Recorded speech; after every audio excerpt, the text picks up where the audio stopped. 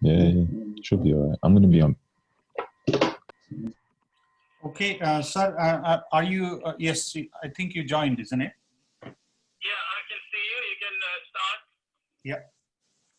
Okay, let me, I'm waiting for other people to join now. Sorry, guys, sorry for the confusion because it should have been done by one of the administrator, but she forgot to, that's why I have to start myself. Let Kamal also join. Yeah.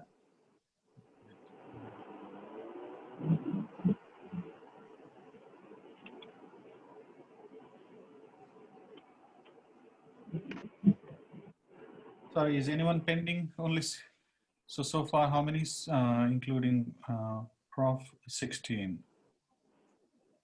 So what happened? Let me get started. So, okay, sir, I can start now. Is that okay? 16 are there. Yes, please. Yeah. Last week it was. Record the session and start. Yeah, I've started recording, sir. Actually. Right. So let's. Share the screen. Yeah, let's. Let me share my screen now for a second.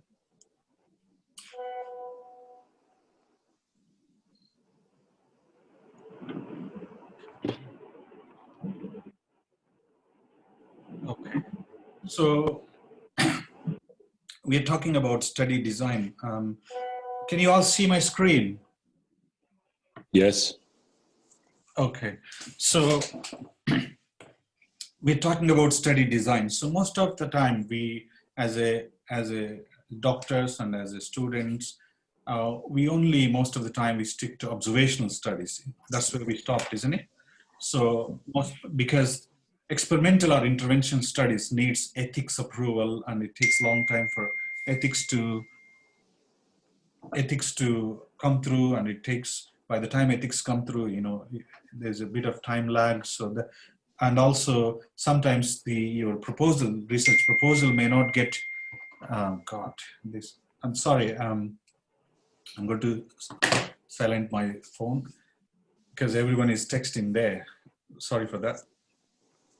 Yeah. So by the time the research proposal gets approved by ethics committee, it'll be at least 3 to 6 months. So we stick to most of the time observational studies. So observation studies could be very good analytical studies as well. And so most of the time we will get away our research, you know, for MSc or PhD or MD with just descriptive or analytical studies. So for MSc, possibly just descriptive and maybe some simple stats. That's what is expectation at this stage. So based on study design, I said there are observational and experimental. So in the observational category, we are actually going through the descriptive studies. So the types of descriptive studies are case reports, case series, cross-sectional studies, and longitudinal studies.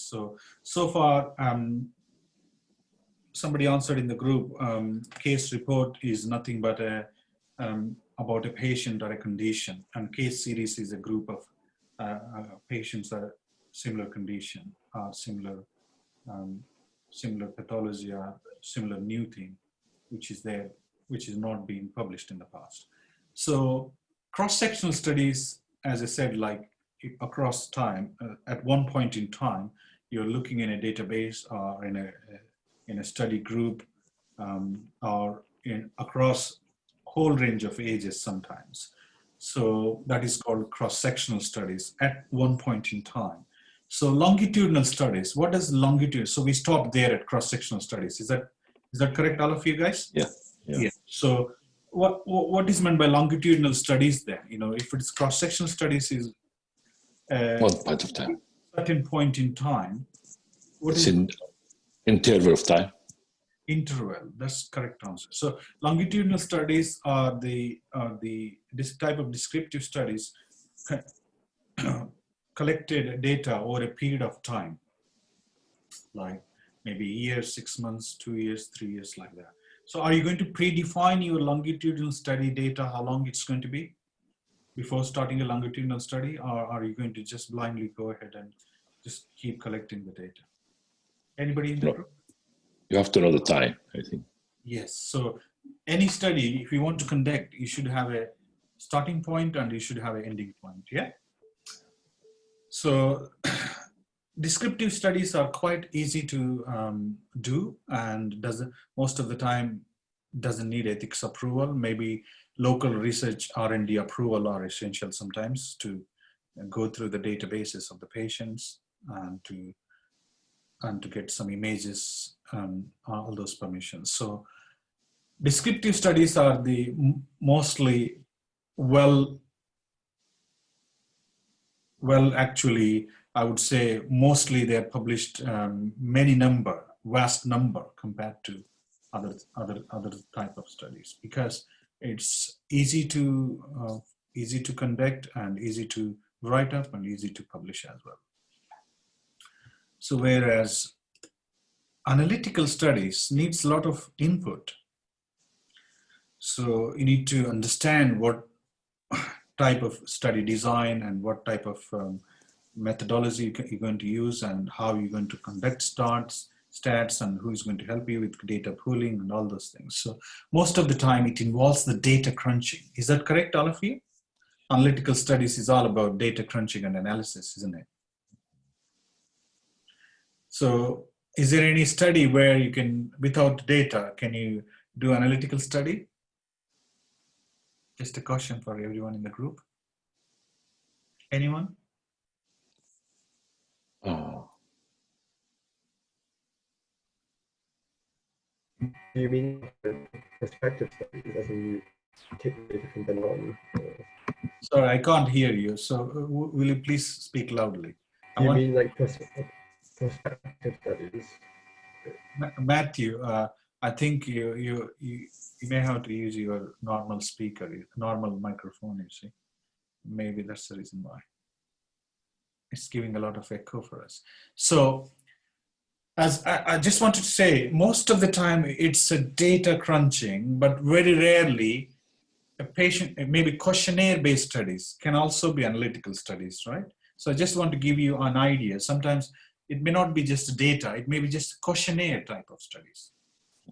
Like, still they will say that how many majority of them answered yes, how many majority of them answered true or false and things like this. Still there is some stats, but not great extent. Like maybe you can ask somebody to raise their hand, like how many of you agree with this statement or something like that. So still majority is the thing. So analytical studies, although sometimes questionnaire-based studies, still involves minimal statistics, at least like summary statistics. So most of the time, that's why analytical studies needs statistical input and statistical expertise.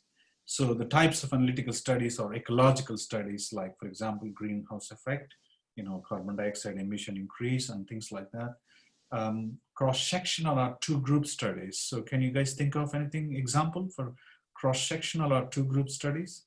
We said cross-sectional studies, cross-sectional studies of one group is descriptive, but cross-sectional studies of two groups is analytical. Why is it so? Why are we making things like that? Just like case control study, for example. Yeah, case control study. Yeah, that's a different group altogether. But within the cross-sectional group, we got two groups. If there are two groups, then you call analytical studies. What does it mean? Yeah. Is it because you have to compare the differences in terms of data between the two groups, so it's analytical? So, because when you want to compare two groups, then comes the stats in place, isn't it?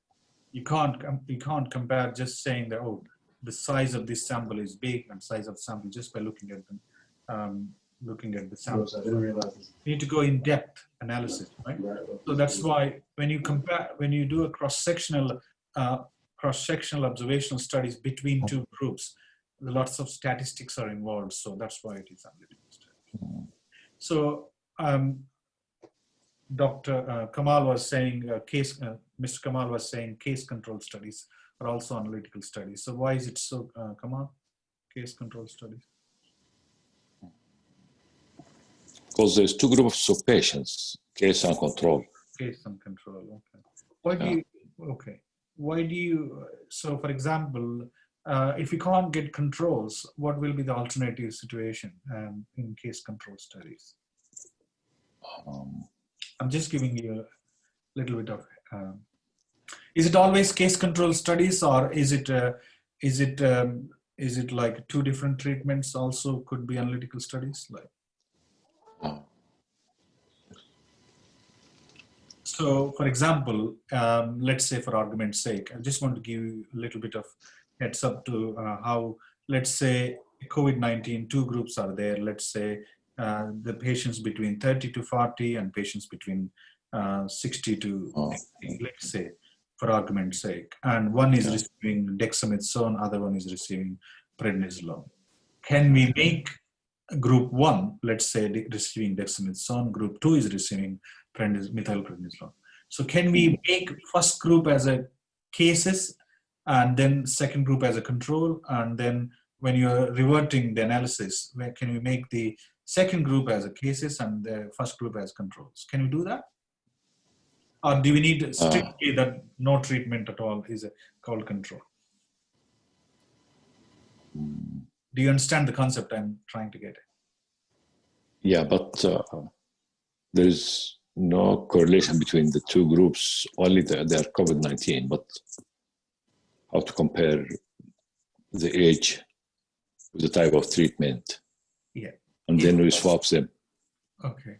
Is it becoming cross-sectional or is it case control? When you're comparing two different drugs on a two different population, two different ages of population, it tends to be case control, yeah. Will it become case? No, it's not case control. Yeah, it will be cross-sectional, yes. Cross-section, okay. It's difficult, isn't it? So there's a definition to, there is a definition for what is you need to define what is meant by cases, what is meant by controls. So the reason why I'm introducing this concept is, unless you define what is meant by case, what is meant by control, it will be deemed as a cross-sectional two-group studies. If I define that my case is like for the participants of dexamethasone and methylprednisolone trials, I say that the patients who are receiving dexamethasone are called cases. Patients who doesn't receive dexamethasone are called controls. Control. Okay. Then it will become case control study. So if you predefine that, it becomes case control study. So the reason why I'm introducing this concept is, for a case control study, to label something as a case control study, you need to define it in writing in methodology that this is cases, this is control. Otherwise, it becomes cross-sectional two-group studies. Yeah. Do you all follow what I'm trying to get a point? Usman, anybody? I'm just picking up one. So have you guys understood what I'm trying to sell a point across? Yes. Yeah, just to clarify, you're saying you have to define cases and controls before you go ahead with the study? Yes. So let's say, for argument's sake, you only got two sets of population. One is receiving dexamethasone, one is receiving prednisolone. So can we make first group as a cases and second group as a control for one drug? And then for the second drug, can we make other as a control and this is as a cases? Can we do that? If you predefine. Yeah. You can do that, isn't it? Yes. Mm. Yes, you can do that. If you predefine your criteria, you can do that. Because most of the time, we may not get controls, you see. General public may not come and act as a controls most of the time. Mm-hmm. So, That means, yes. that means the difference is predefined, the difference between cross-section and case control. The predefined is the difference between them. Yes, you have to predefine what is meant by cases, what is meant by controls. Which group is cases, which group is controls for that kind of treatment or that kind of observation, that kind of description, that kind of observational study. I have a question, if that's all right. Okay, please go ahead. Would the difference between case control and cross-sectional also be defined by what you're looking for? Because surely with a cross-sectional study, you're looking for like prevalence and incidence, whereas with a case control, where you're not looking for the effect of like the disease or the drug that you're looking for. Yes, so most of the time, that's point I'm going to come to later date, cause and effect relationship. So Yeah. in case control studies, your aim is to look at whether there's a relationship between cause and effect. Okay. That's Cheers. what you're achieving. But whereas in cross-sectional, it could be multi-directional. You don't have any clue. So it's just observation, reporting an observation between differences between two groups. And what are you often trying to observe in a cross-sectional study? Would it be the prevalence of a disease or along those lines? That's those lines, prevalence, incidence. Like, for example, most of the time in the UK on coronavirus, it's a cross-sectional studies. Like, okay, in September, we have this much infection rates, this much, so on, so, oh, it's increased. Sure. Because you can't really get to the how many of the adults, how many of children. It's really difficult to get the numbers. So usually you do a cross-sectional two groups. Excuse me for a minute. Yeah, please. Okay.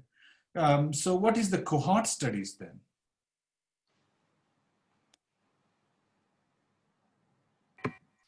Cohort studies similar to case control, but it's more looking at, instead of looking at the history of the patients, you tend to follow them up over a period of time. Okay, cohort is a, yes, go ahead, please. Isn't it when you try to understand the frequency of a disease and you have two groups, the exposed people and the non-exposed people? Okay, that's interesting. Yes, that's correct answer. Yeah, go ahead, please. So cohort is nothing but a group of participants, similar condition, isn't it? So like, for example, a smoking group is a cohort, isn't it? Smokers and non-smokers, diabetics and non-diabetics. So cohort studies can they be longitudinal? Can they be cross-sectional? Can we do a cross-sectional cohort study? Can we do longitudinal cohort study? Anybody in the group? I'm combining both now. Cross-sectional, longitudinal cohort study. Can we do that? Yeah. Could you not also do a retrospective cohort study? That's correct. So cohort is nothing but a group of similar participants who has got similar condition, like smokers, non-smokers, those who are diabetics and non-diabetics, those who had MI, those who hadn't had MI, something like that. So cohort is nothing but a group of participants across the population or in a database. So you can gather from databases, you can gather from in general public. So these are the 4 analytical studies. So most of the time, analytical studies are mainly involves a lot of stats and a lot of digging around, like to see if there's a difference between one treatment and other treatments, difference between cases and controls, difference between one cohort and another cohort. So all that we are trying to achieve is to see if there's any relationship between cause and effect. And if that relationship is there a unidirectional or multidirectional relationship?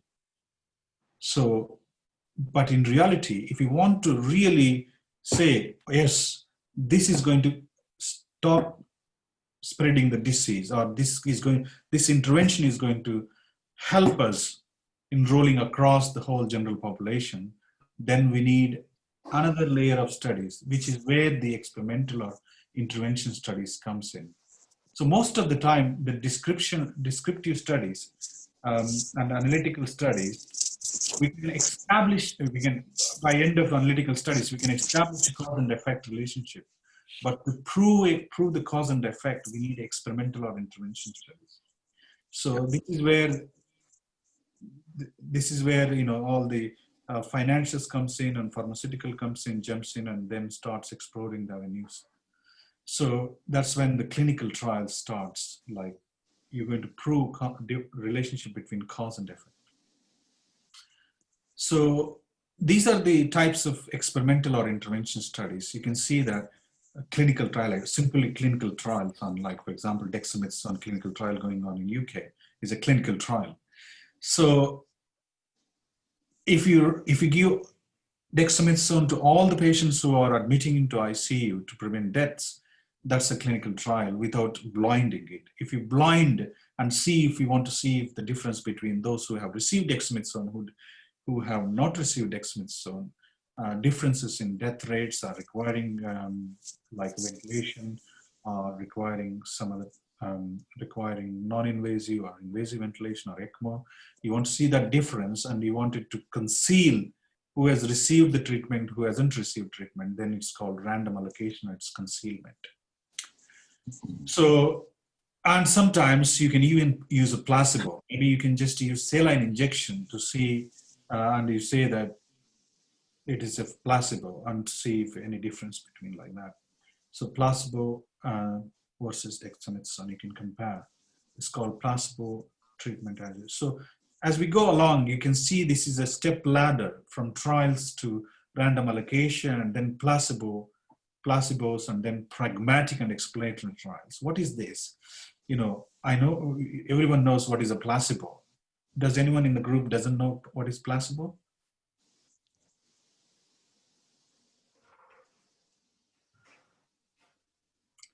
What is a placebo, guys? In that case, can you please orate what is placebo? So something like an inert drug or an inert intervention that you give just to compare to the treatment itself.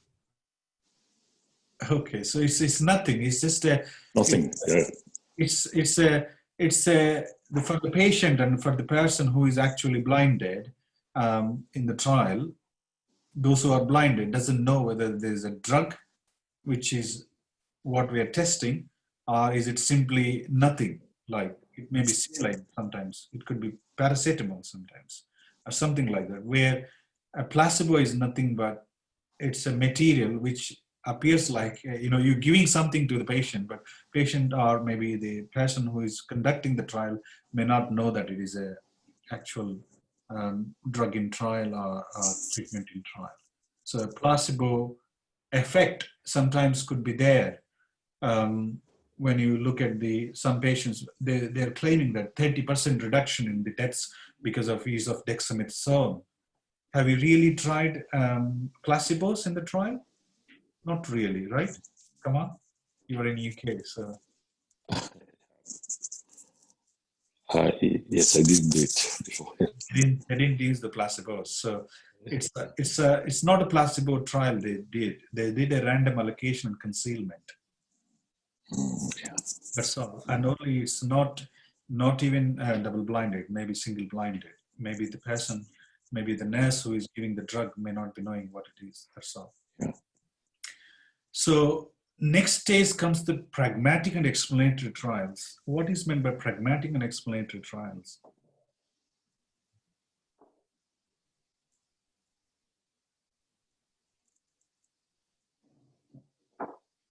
Pragmatic is like some pragmatic approach. People say pragmatic approach. What it means is like you wanted to turn your clinical trial experimental results into a routine practice, day-to-day practice.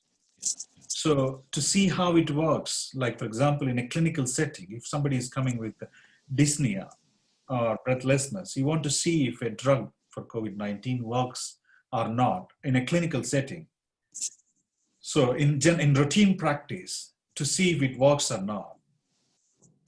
So it's a pragmatic approach is nothing but you're generalizing it, not in a controlled environment, but in general, like in the clinics, normal clinics, not in the experimental environment. Normal treatment. Normal treatment, to see how it works, like in GPs, in clinics, and in routine hospital practice and things like that. And there won't be so-called experimental trial labeled on this kind of trials. So it's called pragmatic approach or explanatory trials. So to see if you roll up dexamethasone to all the patients who have suffered with COVID-19, to see if you can institute to all the patients, you will know actual outcome, whether there's a real intervention effect or not. Yeah. So Sorry, can I ask a question? So you're saying with pragmatic trials, it's basically just that the people you test on are representative of the people that would be affected by the outcomes? So not representative. For example, in pragmatic or explanatory trials, you don't know whether a person has suffered with, let's take COVID-19 as example. I'm a general physician sitting in the clinic, and somebody walking into my clinic today said that, oh, I feel a little bit chest tightness in my chest. I'm not sure. And you did a ECG, and ECG was normal, and then troponin was negative. Then you may think, oh, maybe it's COVID. But the COVID test will take like minimum 6 hours to report. So then based on your previous clinical trial experimental results, you say, okay, can I give this, he's an elderly man, maybe I can give dexamethasone, just start off with. And you're going to see the effect. And so you're going to say, like, you're going to tell the nurse that, please give this drug. And nurse doesn't know whether it's dexamethasone or whether this is methylprednisolone or something else, in that. But that will be documented and it will be followed up when it comes to analysis. So in real life, so he may go home, patient may go home, our patient may go home and die in the home, our patient may come back to get admitted into intensive care. You don't know. But later on, when you do analysis, you will find out what happened to the outcome of the patient. So you're following up later, like maybe a week down the line, through a telephone. We'll ask the nurse, how are you, man? We gave you so-and-so XYZ drug, and are you feeling okay? So then he will give you the outcome, and then you note down the outcome, and then you analyze the result. Okay, cheers. So it's not a controlled environment. It's a real environment. Like you're actually in the field. Yeah. You understand the difference. Up to that point, like placebo treatments and random allocation and trial, it's in a controlled environment. Like if there are side effects, you're monitoring. In pragmatic and explanatory trials, you don't have any clue what will happen to the patients. Patients might die in the community. Patients may die in the hospital. But you will only know the outcome after a week down the line when you call them and say, how are you doing? Oh, patient was expired last week. That's all. So you mark it as a dead. Do you understand the difference? Yeah, thank you. So pragmatic and explanatory trials are in real life and real scenarios, whereas placebos or treatment as usual or random allocation or trials are in a controlled environment. So you can control whole situation. The principal investigator or chief investigator has a capacity to control whole drama, how the trials should be run. Okay, so what is next comes is intention to treat analysis. Intention to treat analysis is, for example, some patients, they might have given a telephone number and they participated in pragmatic or explanatory trials and they could not be contactable. Maybe number one, maybe their phone is dead. Maybe number two, they're dead by definition. Maybe they're not from this country, they're a different country. So you lost their data altogether. So how do you deal with that? You've given dexamethasone and you wanted to see whether the patient survived and then later come back as COVID-19 positive. After a week down the line, the test result was given as a COVID positive. And you want to know, oh, is patient still living or not? You wanted to phone and say, phone is not, no one is answering phone or is not contactable or not traceable. So how do you do analysis when it comes to,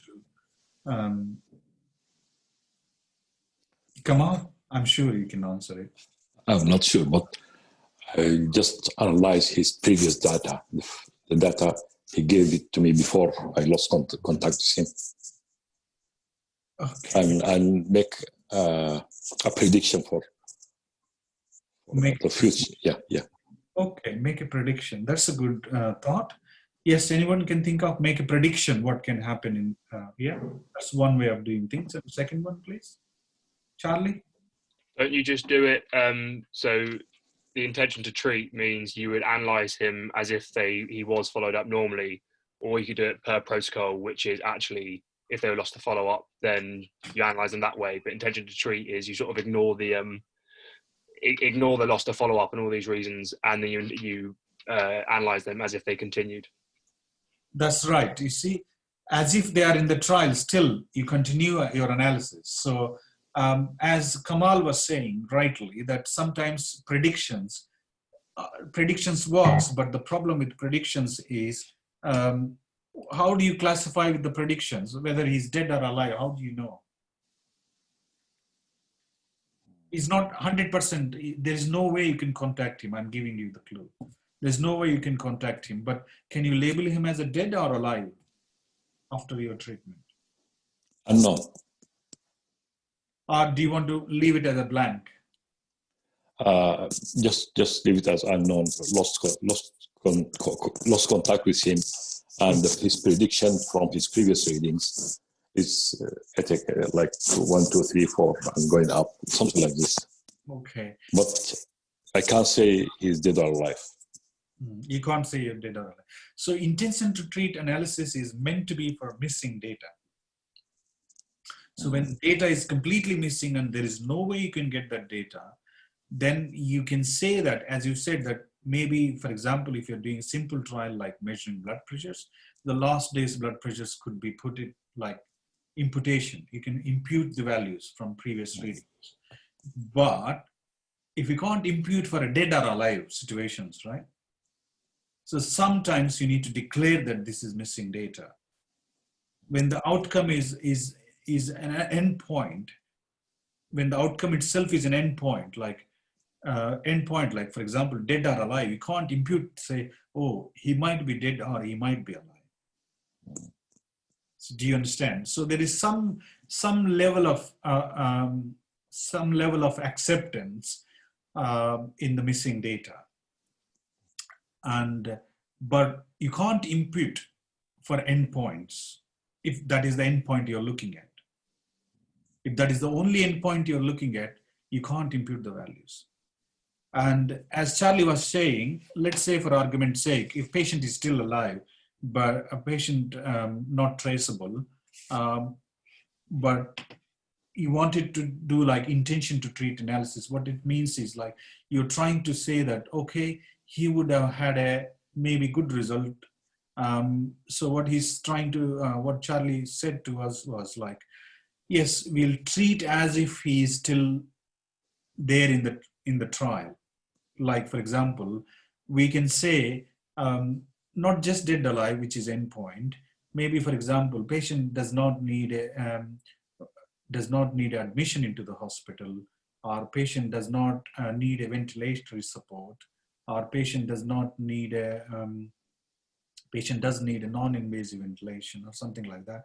If there are tick boxes for this patient, you may, obviously based on their age and based on their circumstances, based on their risk factors, you can categorize them into that group and then you can tick that. Do you understand? Like, for example, if an 80, 90 years old patient who is COVID positive and is gone missing completely after you gave dexamethasone in the clinic and you're not being traceable for the rest of the life. So based on the assumption of the same age group, you treat as if, okay, patient may need a ventilatory support, patient might have died, patient might have all those things you can tick it. Based on the previous other groups, similar kind of cohort, which has suffered with similar kind of, it's called probability. So probability of predictions, you can do it, but not to some kind of things like dead or alive. No, I don't. Maybe ventilation required or not required, those kind of things. So there is some element of imputing is acceptable, but not to full extent. And not like, for example, if you have 100 patients data, maybe you can do predictions for 1 or 2 patients, but not to the whole group, like not more than 10 patients out of 100. So there is a level of acceptance that, yes, these patients, if they would have been there in trial, these would have been the effects of the treatment. So you can impute to a certain extent. That's what Charlie told us. Like, you can treat as if they are on the follow-up plan. Can I ask a question? Is there a specific percentage of the participants that you basically don't hear back from them, and it's allowed, it's accepted to follow an intention to treat study? That's very good question. Very, anything about 5% is significant, isn't it? Yeah. So if there's a significant number of significant amount of missing data, more than 5%, then you need to think about whether you're really doing good or really doing bad, you see. So whether you need to are you imputing too much? Right, and in the discussion, let's say, when you write up the paper, if you followed an intention to treat analysis, do you write it, for example, as a limitation? Yes, Or, you have to write limitation. If it's more than 5%, maybe if, say, let's for argument's sake, it's 6%, let's for argument's sake, 6% of the, out of 100 patients, 6 patients, you don't know whether they're dead or alive, and you want to impute the values for analysis. How do you do?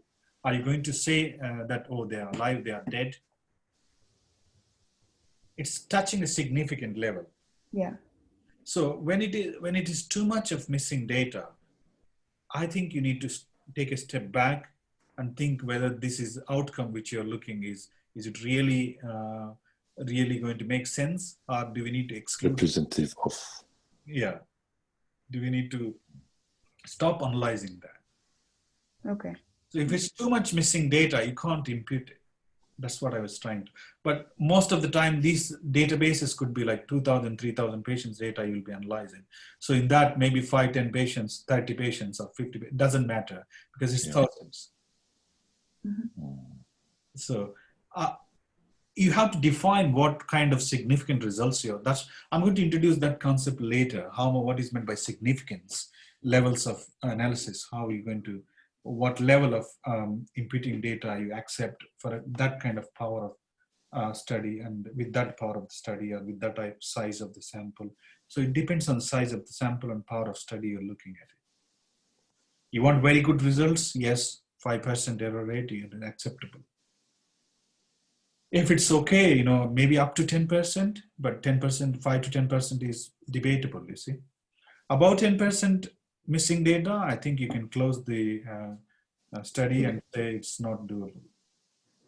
Okay, so the next slide, we're going to case, I'm going to go in a little bit in depth about the ones we discussed. So case report, as we say, it's something similar condition, but it's unusual clinical case, isn't it? We can't write case reports because we get, every day thousands of patients into A&Es. Can we write up case reports on every patient who is attending to A&E? Not really. They won't get published unless it is unusual case. Unusual, yeah. Unusual case, or something, different symptom or different sign, or maybe you're offering a different treatment. Extremely, it's extreme end, like out of ordinary clinical area, or maybe something which is relevant to your research, you see. So you can't just write up all the cases which you see in the A&E or in the GP's clinic and say that please publish this. So it should be unusual, or something, a different kind of symptom, or a different kind of presentation, or different kinds of approaches or treatments you offer to the patient. Okay, so all the case reports, when editor or the reviewers look at it, they always look at whether you're reporting that is as a case report. And you can report, like, for example, if you're a psycho, let's say a doctor is a psycho, and a patient presenting into A&E with signs of MI, like argument's sake, and then you wanted to give a trial of some placebo drug, and you say, okay, and patient has actually recovered by himself, let's say for argument's sake, and you want to, oh, my placebo effect, or some XYZ I've given to him, and I want to write like a case report. People will kick you because it's unethical to practice like that, and in the first place, and then you submit to a journal saying that it's an unusual type of case report, and patient has recovered with placebo, or patient recovered with my paracetamol drug or something like that, instead of giving a GTN or something like that. So you can't say that.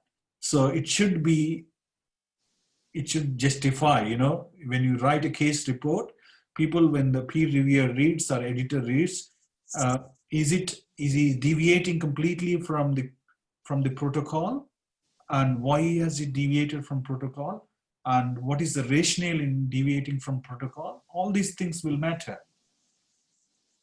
Just you want to write a case report, you can't institute a new treatment or a placebo treatment and say, okay, patient has recovered without any actual standard treatment. You can't do that.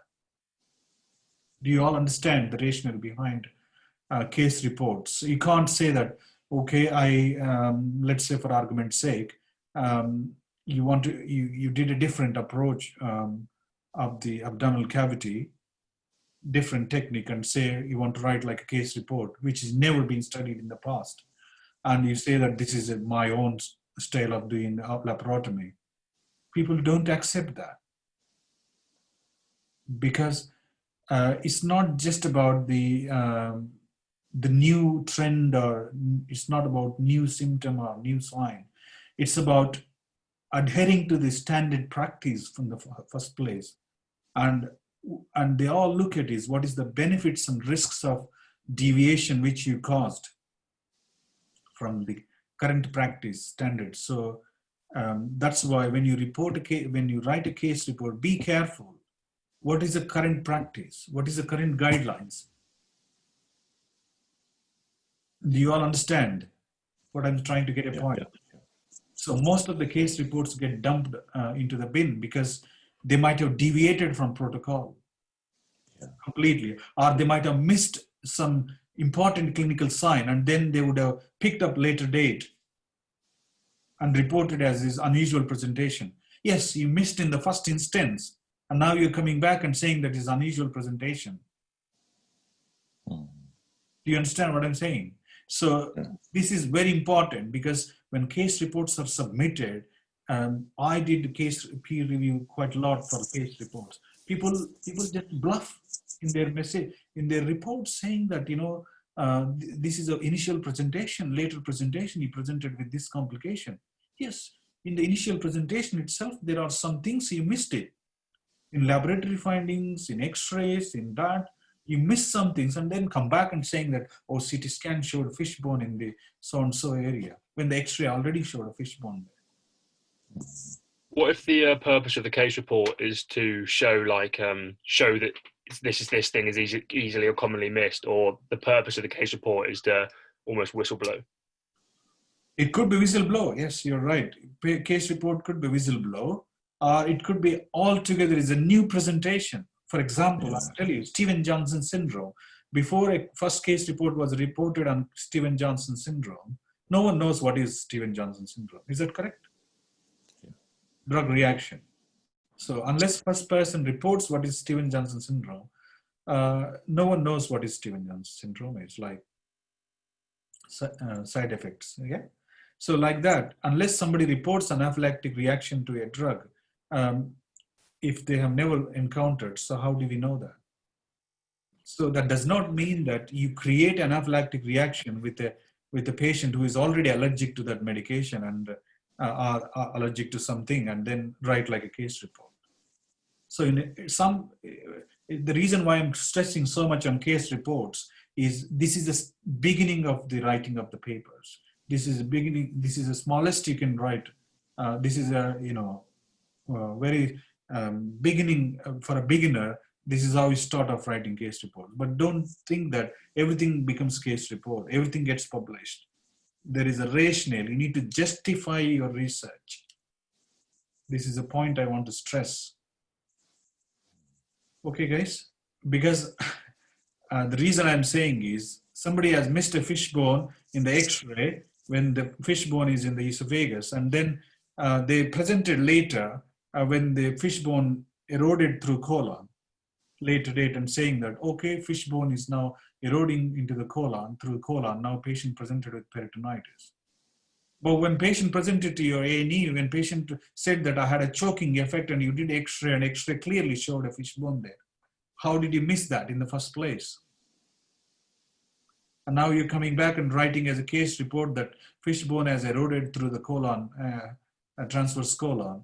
This is a real case report, I'm telling you guys. So we rejected outrightly that paper. Right. Then just, would it be possible like to write this in a form of, you know, a medical error? Like this has happened and it is our mistakes and we need to correct it. So we try and do something like, say, quality improvement service. Yes, quality improvement projects, yes, but that is why, you know, when you miss something, yes, you can write it.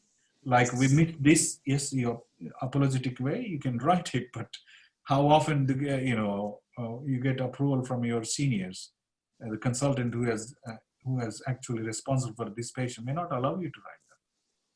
Because it becomes medical legal issue, right? Yes, but still we have like, you know, a legal obligation, you know, to make patients safer. So even though we missed it, but still we need to be honest and write it. He might not, I don't know how it works really, but, you know, I'm just saying, would it be possible to do that?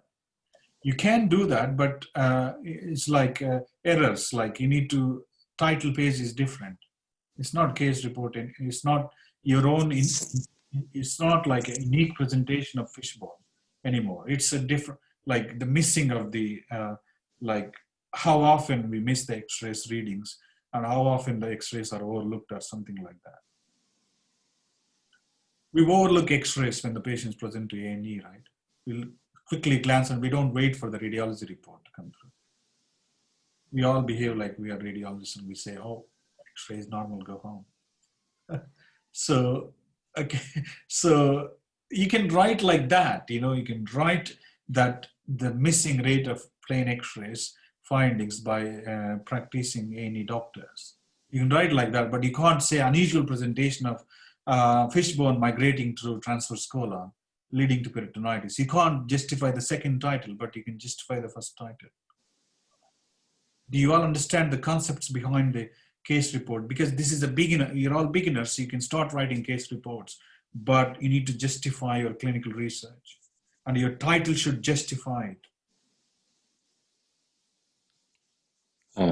I think if you get some error, in this case, it will be something like reflection, not a case report. Yes, it's a reflection. That's perfectly, that's a very good answer. Can you see what Kamal has answered? He's a clinician, you see. It's a reflection rather than you say that, oh, unusual presentation of fishbone eroding through the transverse colon and causing peritonitis. And then editor looks at you and say, oh, he's a nut basically.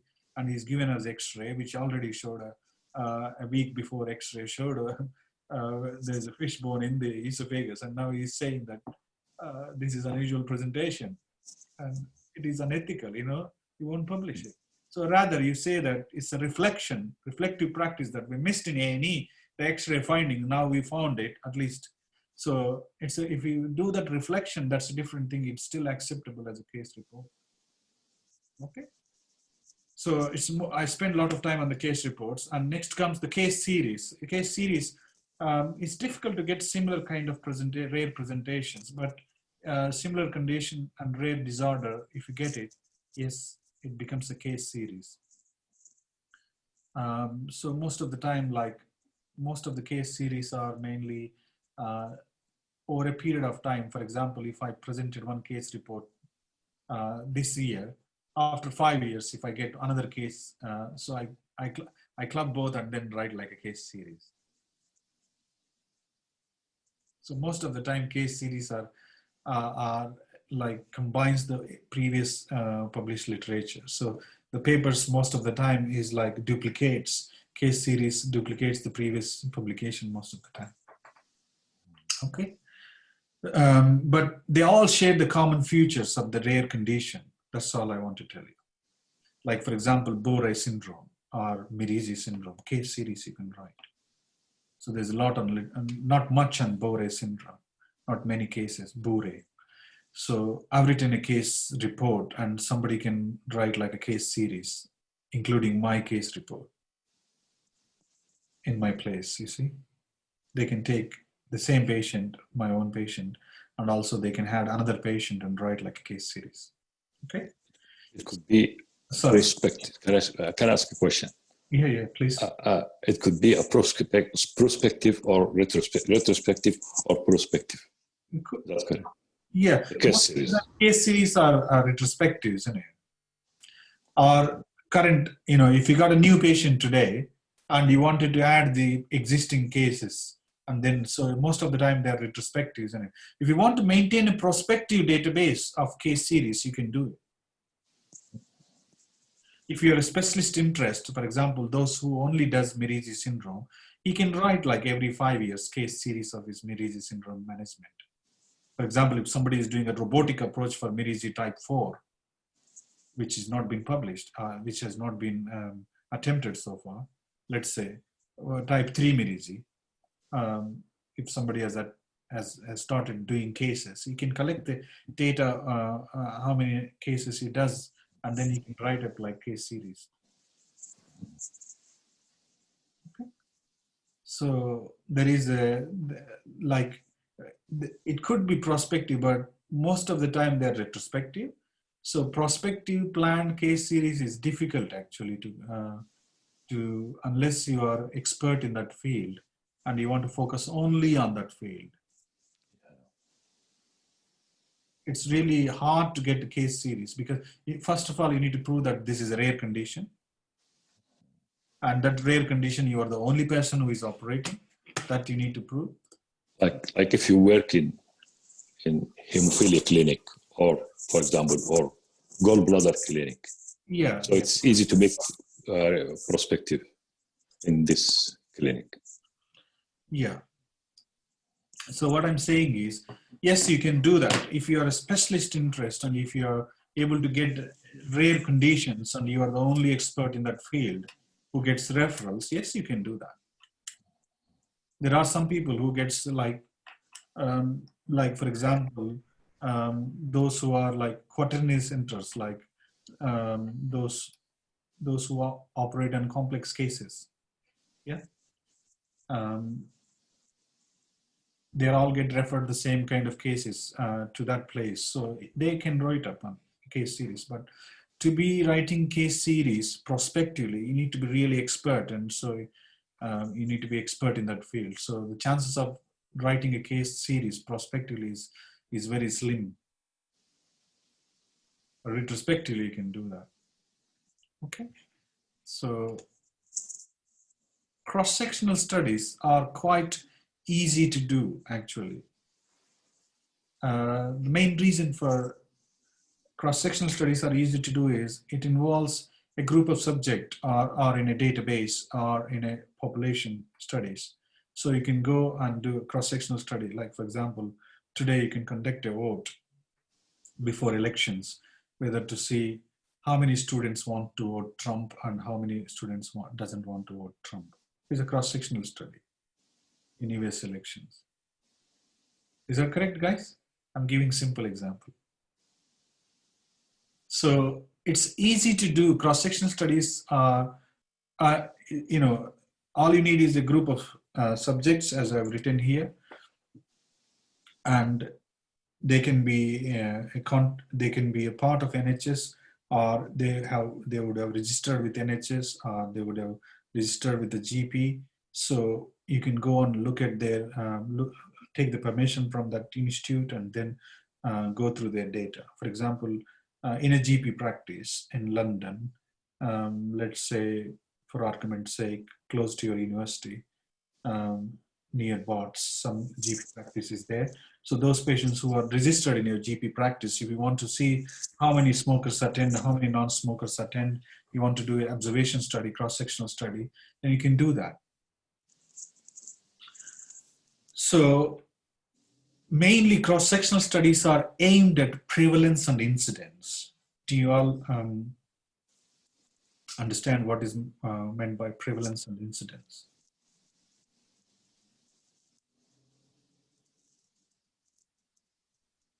The cross-sectional studies cannot prove the cause and effect relationship. So cross-sectional studies are mainly looking at the prevalence of the condition and incidence of the condition.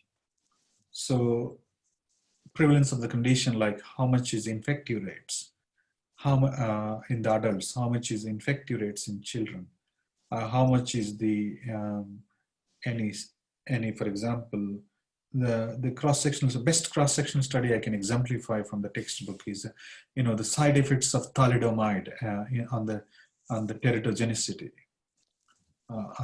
following uses of thalidomide in pregnant women, and then children born with abnormalities, teratogenicity in children.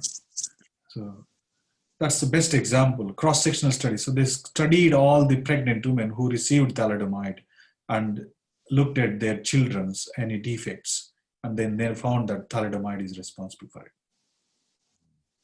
That's the cross-sectional studies, looking at the pregnant women who received the similar kind of treatment from the health service. Okay, so cross-sectional studies are mainly looking at the incidence and prevalence of the disease. And the next one is the longitudinal studies, where you select a group of subjects and follow them for a length of time. For argument's sake, let's say smokers is the best thing, isn't it? Smokers and lung cancer is the best. So how did you come out with 10 years, 10 years, 10 cigarettes, 10 pack a year? There's a significant increase in the cancer risk, lung cancer. So this is a longitudinal study. Somebody has done it. And you say that if you smoke 10 cigarettes every day for 10 years, there's an increased risk of lung cancer. So that's a longitudinal study.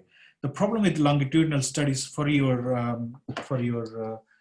thesis or hypothesis or for your research is they are time-taking, and you need to follow them for a long time. So you can't really do the longitudinal study for your MSc thesis or PhD thesis, unless your time period is within your thesis time period. Your observation period, if you define within your time period, you can't do really longitudinal studies. So as I've written here, subjects are followed one or more times to look at the prognosis and outcome. Okay, that's the longitudinal study. So next comes is ecological studies. As I was saying, it's a population database studies. Most of the time, like how many of them, like best example I can give is a COVID-19. What is the mortality rates above 80 years as opposed to mortality rates below 12 years? So that's one kind of ecological study. But only problem is, can you really conclude based on the ecological studies that there is a relationship between cause and effect? For example, I would say being a elderly patient can die with COVID. Can I conclude that based on the ecological studies? No, because it only shows correlation, not causation. Perfect. You see, it can only show correlation, but not causation. That's the reason why most of the ecological studies usually are correlation, to see if there's any relationship between the variables rather than actual cause and effect. So that's why next step we got is, all these slides are available for you guys to review again. I'm going to rush through a little bit here. Most of the time, the ecological studies uses the linear models. Like linear models is like, for example, if you do a graph between X and Y, one is the X is the A's and Y is the COVID-19 deaths. So you want to see if you plot a graph between X and Y, so whether there is a steady increase or steady decrease. So most of the ecological studies are looking at the linear model rather than whether there is an exponential phase or no exponential phase. It's just they wanted to see the trend of it. So politicians may not understand the serious statistics. So all they look at is the linear models. That's why ecological studies, especially when they're presented to Ministry of Health or something like that, they usually present the linear models for them, so that it's easy for them to understand. Okay, the infection rates in COVID-19 in UK is going up. That's what the scientist is going to tell to the public health department, who is responsible to control from the ministry side. So all they're going to present is the linear models. So most of the ecological studies on a group, like large population studies, are linear model studies. They don't involve much of statistics in it. If you look at the COVID-19 charts in the worldometer graph or things like that, they've written linear graphs, and maximum at most they can give is a log models, because you can't really ascertain cause and effect. All you can say is a relationship is there. Yes, in the month of September, the infection rates have gone up. In the month of June, July, the infection rates have gone down. That's all they can say. And why? They can't actually come to conclusion whether there's a relationship between cause and effect. So we need a bit more. That's when the other studies comes in, is a cross-sectional two-group studies. So they compare between the people in, let's say, people in London, people in Manchester, people in Birmingham. They compare and they conclude that, okay, people in Birmingham, there are lots of students and gathering in pubs, and causing infection rates very high. And so social distancing is lost in Birmingham because of the students, partying every day. So something like that they conclude. You understand? So like, if you compare only two groups, you can conclude.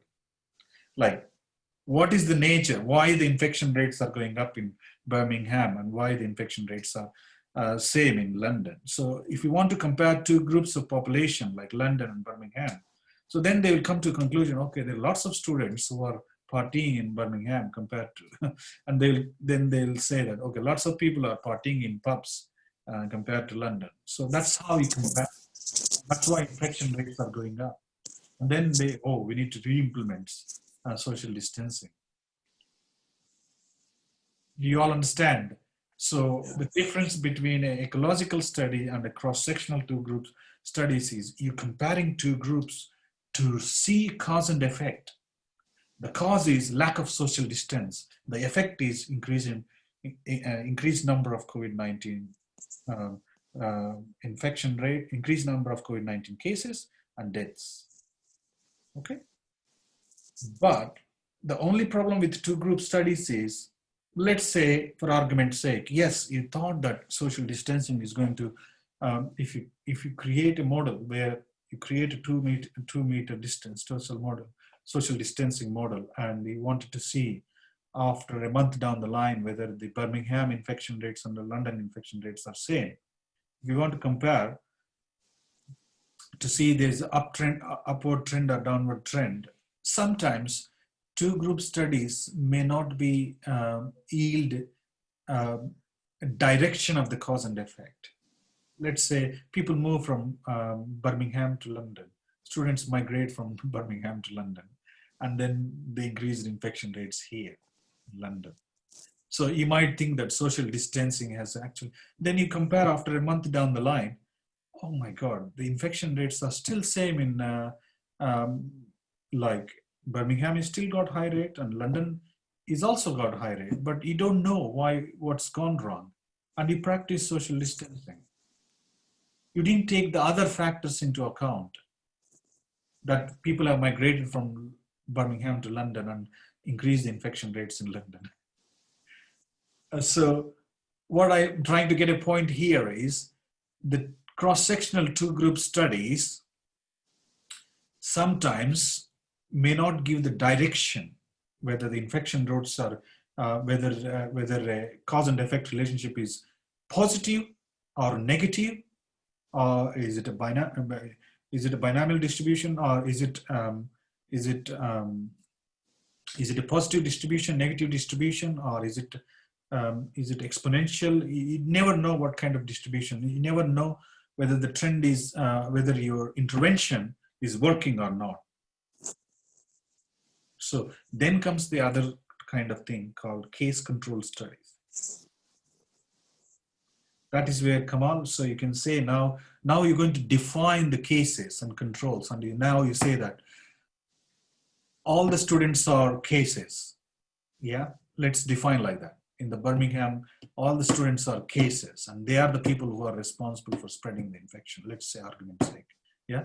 And then the controls are the general public outside, yeah.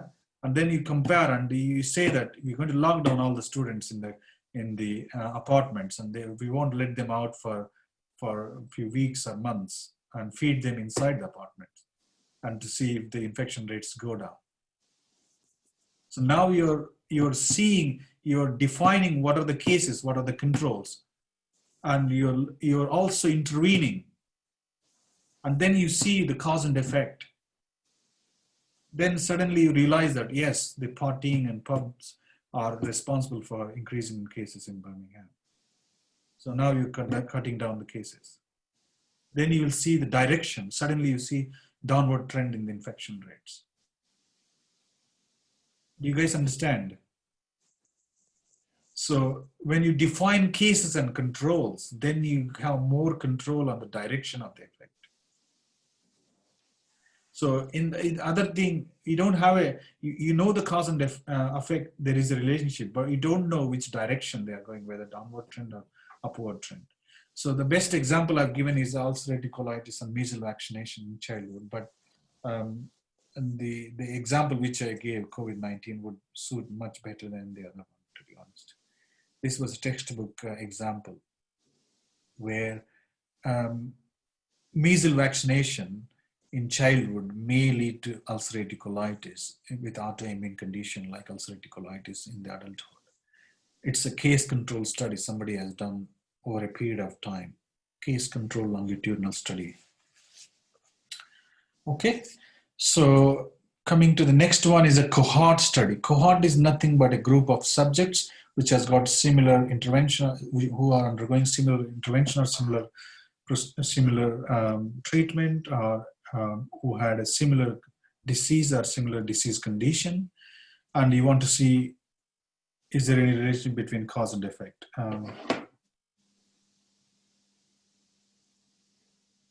Okay. So, and obviously the cohort studies also not only establish cause and effect, but also categorizes which group of population are at risk. Like you compare the cohort groups, 2-3 groups, and then you come out with another model called, you can actually say that, okay, elderly population are at risk. Elderly cohort is at risk of COVID-19.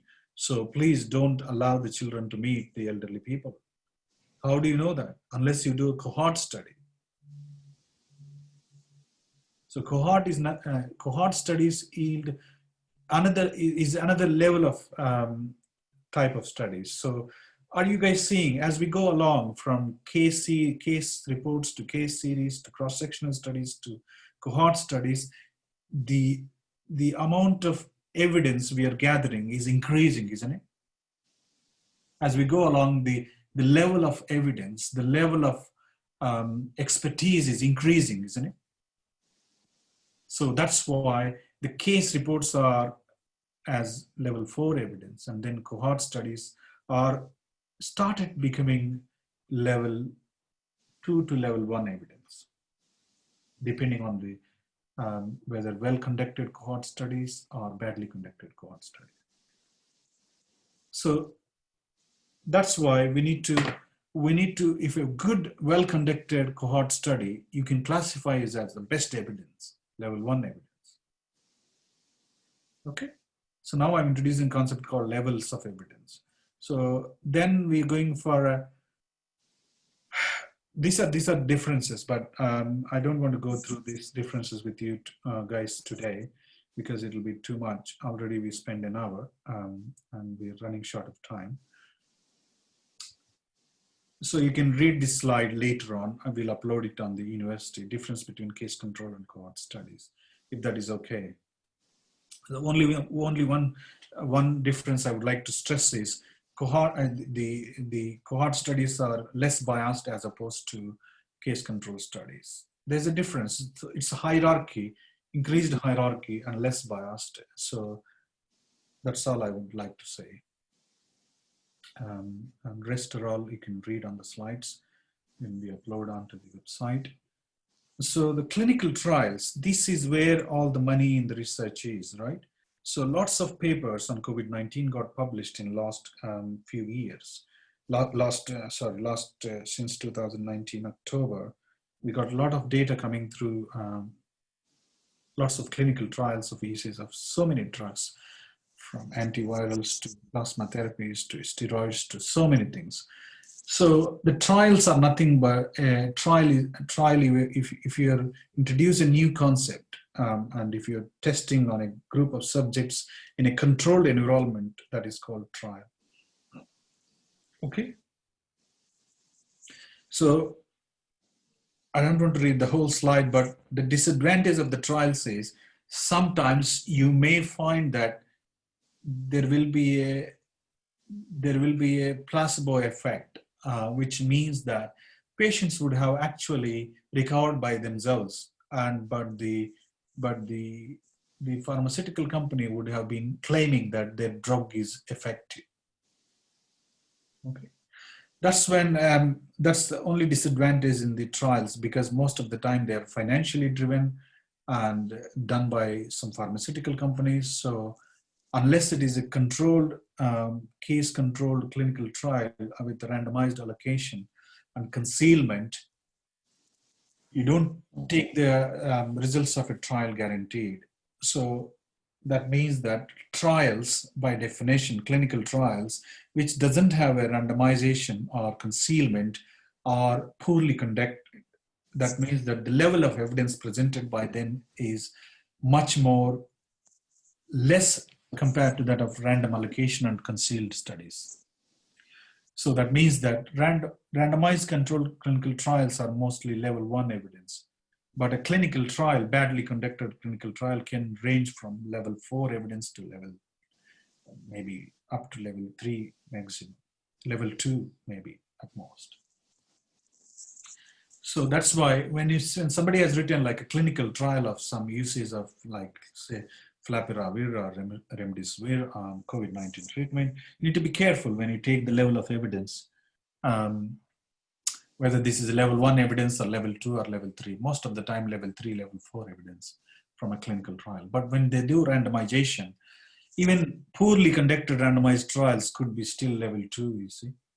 When there's a biased, when there is a full, when there is a concealment allocation, when there is a lack of concealment allocation and things like that, they can be a good study, they can be bad study. Like if they are not, the allocation concealment was not followed up as per protocol, then they can be level 2 evidence. They can't be labeled as a level 1 evidence. Level 1 is the highest. That means the things that are generated out of level 1 study, you can transform into your practice. You can actually use that result into your practice to start practicing. Okay, so obviously we love to compare the placebos versus treatment, but most of the time the problems of using placebos is you may not get ethics approval. Do you all understand why the placebo versus any another intervention don't get approved so easily? The main reason I want to give you is ethics won't approve when there is already existing standard treatment. So, and the ethics committee comes back and says that take standard treatment as a placebo or a control and compare with that of new intervention rather than not giving any intervention. So that's why most of the time the placebos treatment as usual don't get ethics approval. But it's best if you compare placebo versus an intervention to see which is the. So if somebody has published the study on human beings comparing placebos versus treatments, then you can categorize as a level 1 evidence if it's properly conducted. But you don't get to see a lot of the comparison of placebo treatment as usual. Okay, next comes is the final one is into your practice.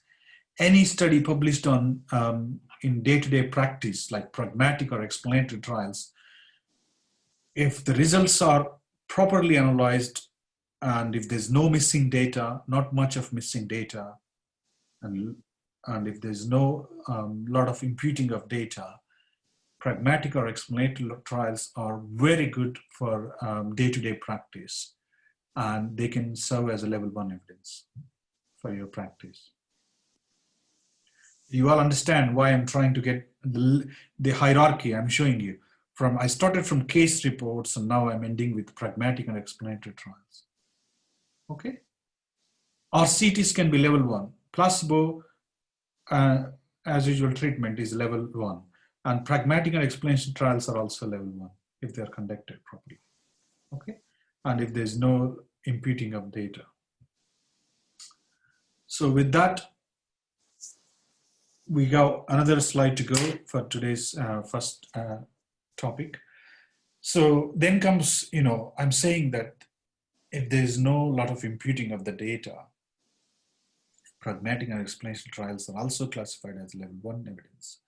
So if I declare in my data that I did have an intention to treat analysis, and this is my missing data, and if I clearly mention to them this many number of patients I have missing data, and I included them in statistical analysis or I excluded them in statistical analysis, and if I write it clearly, legibly, everything without any errors, we can still treat as a level 1 evidence, intention to treat analysis. Do you all understand? But if you say that, okay, there is a 30% data is missing, and I imputed all the data, that means your level of evidence is going down. So don't take it granted. Intention to treat analysis, maybe the person who is writing a paper has good intention to publish, but the person who is doing the stats may not have an idea what is going to be its effect in the clinical implications, what is day-to-day practice. Statistician will not have any idea what's going to happen with the results and how the people interpret it. So, but a person who is writing a paper should clearly mention that we did impute the data and this much number of data patients is missing, and you need to write discussion clearly. If it is discussed properly, you can still treat intention to treat analysis papers as a level 1 evidence. Do you all understand? But otherwise there can be anywhere, the intention to treat analysis can be even level 4 evidence if somebody has imputed all the data, made up all the data. Okay. Is there not a danger then that so let's say you're testing something and then lots of people drop out and there's lost follow-up, but you do intention to treat analysis? Is there not a danger that you then claim an effect that doesn't actually exist? It is dangerous, yes, that's right. That's why intention to treat analysis studies should be very carefully analyzed when you read, and when you transform into day-to-day practice, you need to be really careful. What are the things, what are the take-home messages from there, what are the pitfalls, what are the problems they encounter, what are the problems you're going to encounter if they take their data results into practice. So it is dangerous. I completely agree that intention to treat analysis is not as simple as you think. Like, for example, if your outcome is dead or alive, then intention to treat analysis is dangerous. It depends on what outcomes you're looking at. Okay, so now do you guys, before I go to the assessment of this lecture, and it's 11 o'clock already, so I did, we'll give a half an hour, maybe 15, 20 minutes break and come back for the next one. I'm going to do assessments on the prof has showed me a different software. So now, do you all understand, before I go too far, do you guys understand that the classification, which I showed you initially, can define what level of evidence it is? Like, for example, I just want to give a practice before I go to the actual assessment stage. So what the case reports are, what level of evidence like? Is it let's say level 4 is the lowest and level 1 is the highest evidence. So case reports are? Level 4. Level 4. Level 4, yeah. Case series? Level 3, okay, I see. Maybe level 3, okay. Yeah. Cross-sectional? 2 or 1 or 2. It could be anything between 3 and 2. Can't be 1, to be honest. 3 and 2. 3 and 2. Longitudinal? Smokers, non-smokers. If well done, it's For a period of 10 years, 10 cigarettes over a period of 10 years. So could this be level 1 evidence, level 2 evidence, level 3?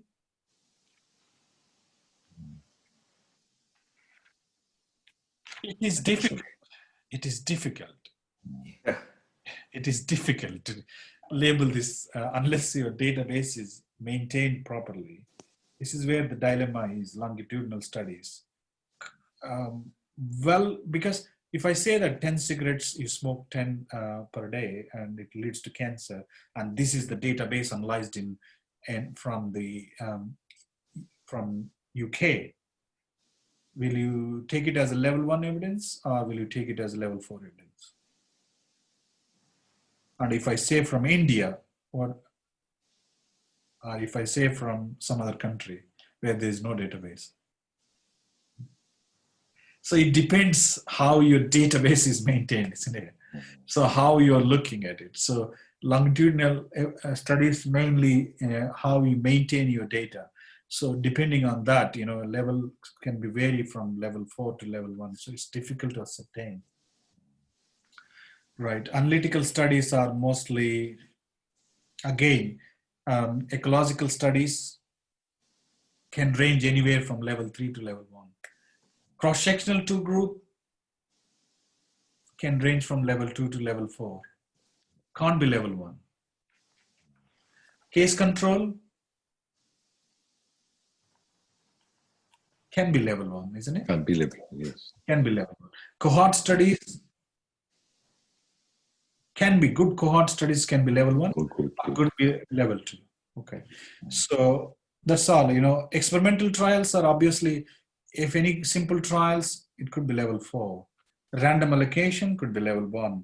Placebo or treatment as usual could be level 1. Pragmatic and explanatory trials, if they're conducted well without imputing data, could be level 1.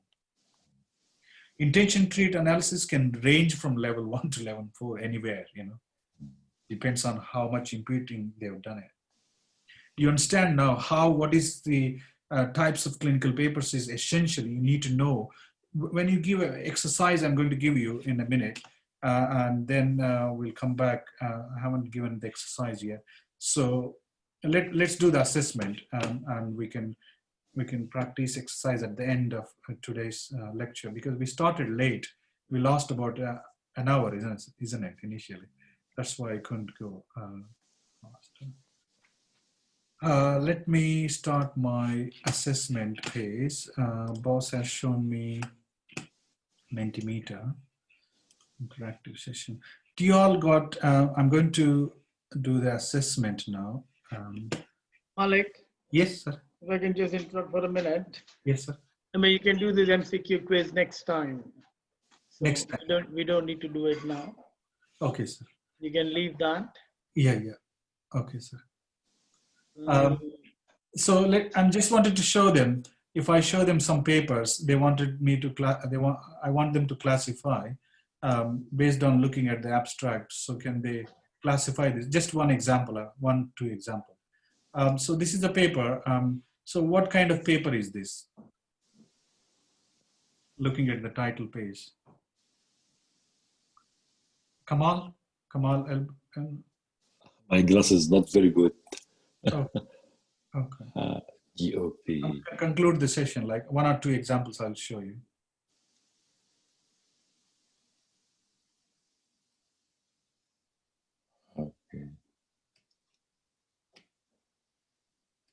Can't read it. You can't read it. Okay. Yeah. Right. Okay. Right. I'm going to go show. So this is a systematic review. So what kind of, if I give clue, what kind of evidence? Level 1, high quality evidence. I don't know if that's a meta-analysis, but There's no meta-analysis in this. It's just review. So it's a level 1 evidence, right? If it's systematic review, level 1 evidence, yeah? Okay, so well-conducted systematic reviews, level 1 evidence, okay. Let's go back now. So let's show you this one. So what level of evidence is this going to be?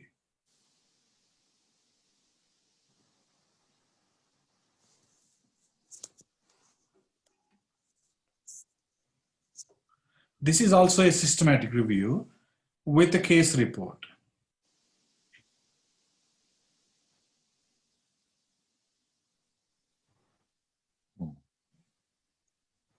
There's a case report I presented. So what level of evidence do you think? Roughly. It's a systematic review with a case report. I think it's got to be level 1. It could be level 1 or level 2 also, isn't it? Yeah. So I've included all the papers on the Bowre syndrome, 13 papers. So I haven't missed any paper on Bowre. So it's a thoroughly conducted. It could be level 1 or it could be level 2. Okay, let me show you a bit more, because I just wanted you guys to one level, at least a badly conducted one. I'll show you just a second. Okay. Systematic. Yeah, this one I'll show. Oh, is it not working? Oh my God. Let's go back. Oh yeah, let's do this. This one is easy. I want you guys to pick it quickly.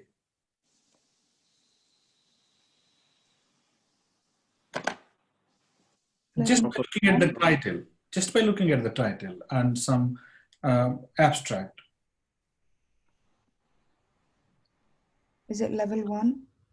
Well, I sounded like level 1. I'm trying to boast like a level 1, a systematic review of the literature, a cellular bovine pericardium. Unless you read through, I may not have included all the papers, you see.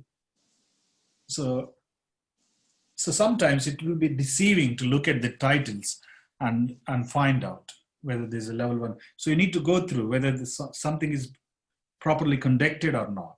Systematic reviews. This is what I'm trying to get a point across. We may take granted that systematic reviews and meta-analysis are level 1 evidence. Sometimes this is not level 1. I'm 100%. I know that. I haven't done systematic. I haven't done complete literature. It's just only narrative review. But we published our own data on the breast reconstruction, implant-based reconstruction. It is not level 1, possibly level 2 to level 1. So on a case report, I'm going to show you, so that I want you guys to appreciate what is meant by level 1 and level 2. How is there a case report? Yes. There was another case report. Where is that? I think this is one. Yeah. So this is a benign pancreatic cyst management, and I'm writing like a case report that we use the laparoscopic approach, and we did a distal pancreatectomy. So I'm explaining like with the CT and what is the findings after surgery and what is the histology. So it is like more or less like a case report. So, but I'm giving a bit of literature touch with that. So what level of evidence do you think this is? So I'm showing you like the abstract is, I've written in the abstract is a case report. We report a case of middle-aged women, something like that. I started off the abstract like that. It's a case report. Is it level 4? But you said you put some literature to her, so maybe level 3? Could be, yes. Yeah. Most of the time, case reports are level 4 evidence, you see. It's a level 4 evidence, isn't it? So people are managing pancreatic cysts from a long time, They're doing laparoscopic, distal pancreatectomy from a long time. The reason we presented is we did a case, we presented, that's it. And luckily it got accepted and it's published. So what I'm trying to get a point is, you may think that like from a well, in a well, oh, I'm the first person who did this. And you write up and submit. It may be when a person who is overall looking at all the evidence published, if you look at whole literature search and review, there will be hundreds of cases of distal pancreatectomy done laparoscopically for a benign cyst.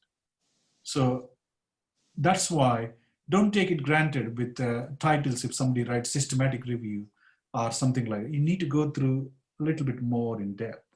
That's where the critical appraisal is going to come. Okay, this is level 4 evidence. Okay. It's a case report. So that's why boss is going to do a critical appraisal session. So we need to go through a little bit more in depth.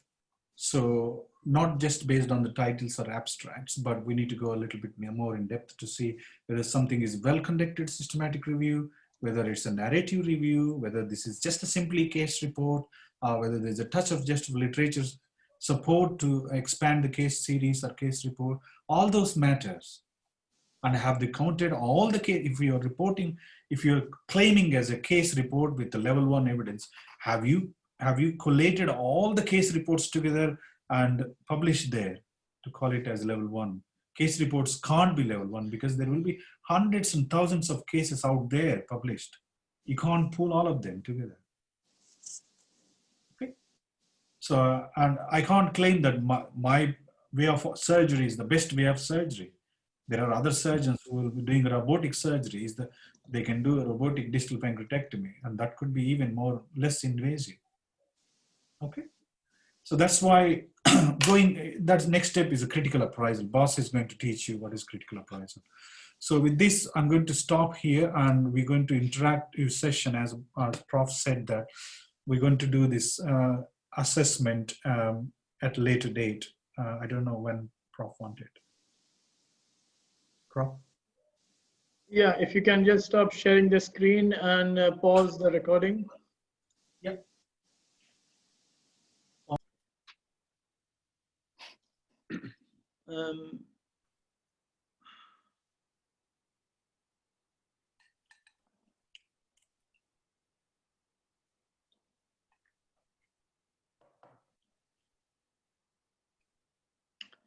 So you can all see the screen, isn't it? Yeah. Yeah. Yes. And Mali, you started recording it. Yes, sir. Started.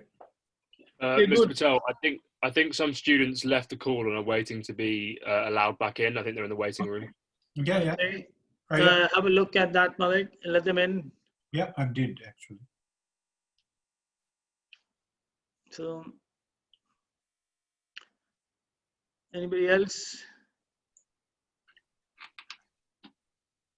Just Malik, keep an eye on the waiting room. Yeah, yes, sir, definitely. They're Everybody all in? They're all in actually. That's good. There's 1 or 2 missing actually. Just pause the recording for a minute. I think you heard in the previous lecture a little bit about different types of studies, and what we want to do is try and critically appraise literature so that you can decide if the paper is scientifically good and robust methodology has been used, or is it rubbish? As you see an example in a journal, it looks like systematic review or it looks like randomized controlled trial, but when you actually go through the paper, you realize that it is not what it says. Yeah. And often the journal, the title, the research method, the contents can be misleading. So unless you are able to actually scrutinize that and critique that, you won't know what the message to take home from such a paper or a piece of research. It's a bit like, you know, when a new book or a new movie is released, you see sort of experts and critiques giving their opinion based on analysis of different factors. Yeah. So similarly, from today onwards, if you've not already done this, or if you're new to this topic of critical appraisal, you will start doing this and putting this in your practice. Because whether it is direct clinical care or research, it has to be evidence-based. It cannot be opinion-based. It has to be evidence-based. Only way you can sort of decide that whether it's evidence-based or not is to be able to scientifically scrutinize and critically appraise literature. So that's what we will talk about.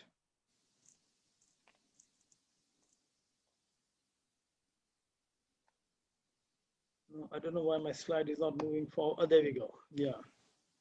So our aim is sort of scientifically appraise literature and use the skills for conducting research and thesis writing. So this also forms, it's like a backdrop to a research proposal and thesis writing and doing your own research. So, you know, whilst you're learning how to critique somebody else's research, you also reflect and decide how you are going to conduct research and write up a thesis. So these are learning objectives, which I'm not going to go through. You will have the slides to look at on QM Plus once all the access and uploads are sorted out. But basically, critical appraisal is a formal assessment of quality. It's an assessment of methodological of the quality, deciding what the paper is about. The process by which we assess the evidence presented to us in a paper and see whether it is clinically applicable and how valid this is. Because anything gets published does not necessarily mean that it is clinically applicable or valid. So we are going to be talking about critical appraisal of articles, but just very briefly mentioning about journal. You don't as such critically appraise a whole journal, but how do we assess the quality of a journal? So, you know, there are two things. One is quality of a journal and the quality of an article. So the quality of a journal is referred to as journal citation report or impact factor. You may have heard of this sort of impact factor journal citation report. You can look at various journal citation reports on Web of Science. You can, you know, go online, Web of Science, create your account or through the institution login.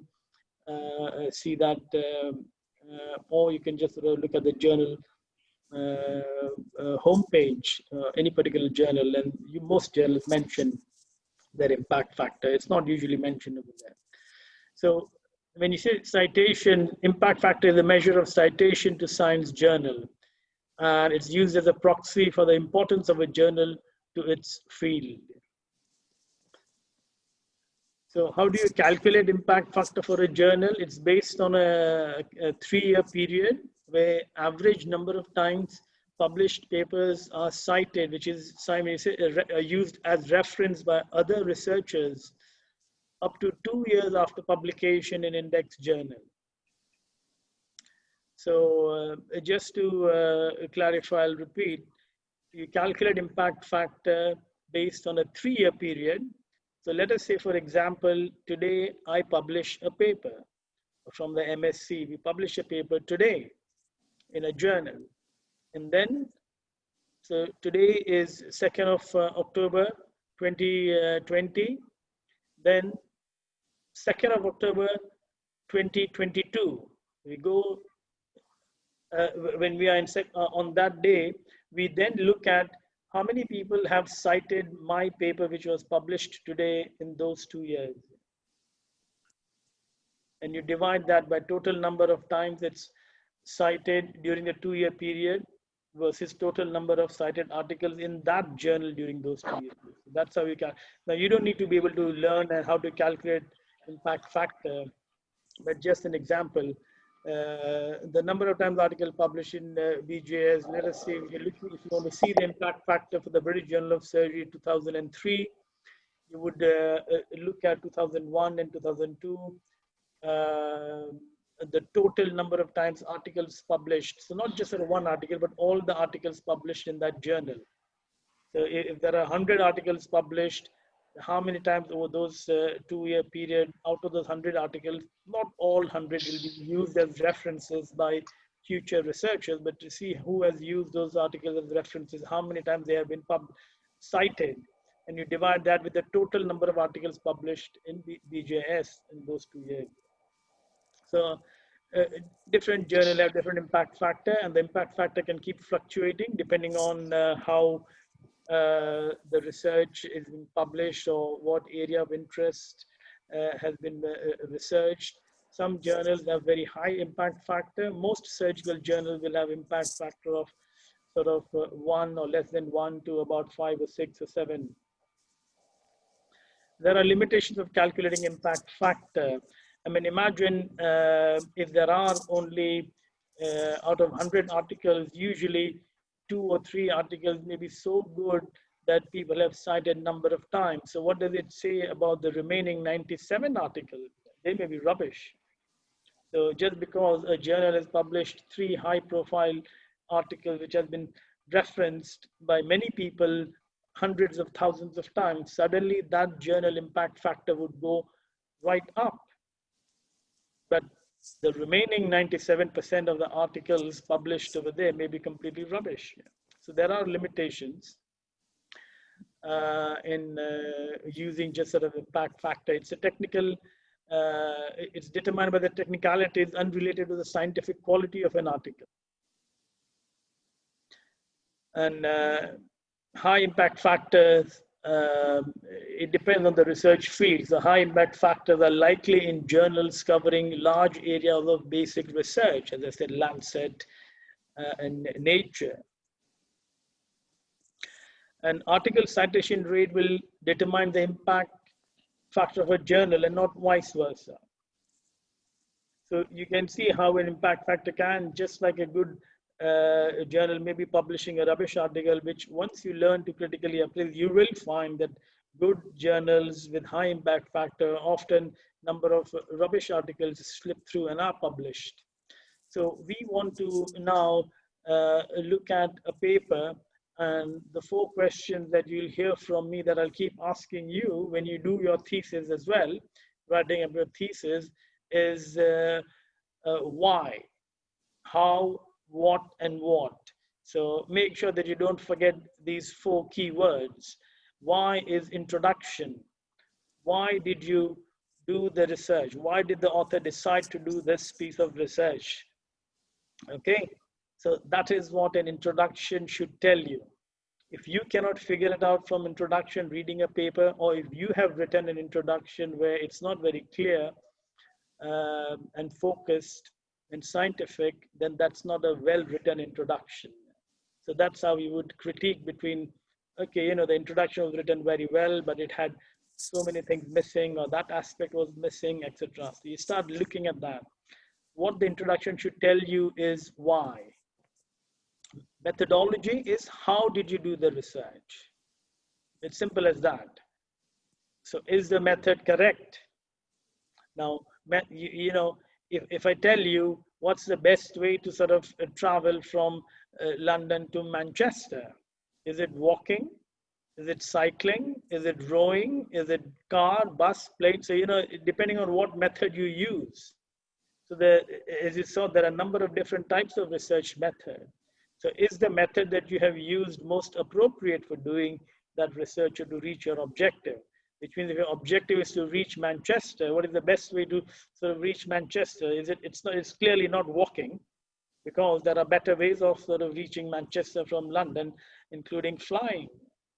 So that's how you look at it and see whether the method that has been used to convey the research or to justify this research is correct, or is there a better method of doing this research and to answer the research question.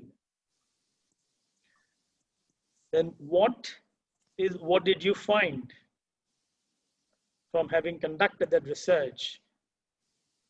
And again, what means, what is the meaning of the results that you find? So if you do a research, and giving you a very simple example of a clinical research where you looked at a certain disease or some treatment, and then you look at the patient population and you find that male to female ratio is 1:2. So what does that mean? That's what discussion is about, where you describe the results. That you can see that the male to female ratio is 1:2, which means female are twice as affected by this compared to male.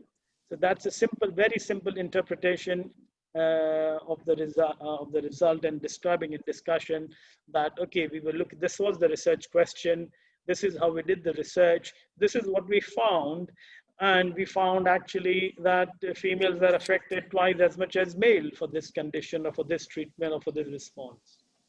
So that's the meaning of discussion. So each time you pick up a paper, this is what you're going to be asking yourself. Okay. Let's look a bit more in detail. When you pick up a journal article, the first thing that you read is the title, the author, the institution it's coming from. And the title has to be clear, scientific, and relevant to the topic that is being researched. If you read 100 titles, you will realize most titles are actually not scientific and they don't reflect what the research is. A scientific title can be a title that shows what is the type of research, what is the design of the research in one sentence. So that gives you clarity on what is to follow. So as you saw in the first example in your previous lecture, there was a title, but you did not know that it was a systematic review unless you read through the title, read through the paper. So the title has to be clear, and if you we'll do some journal club sessions. When you do journal club sessions, I want you to redesign the title of the journal article that you review to make it look more precise and scientific.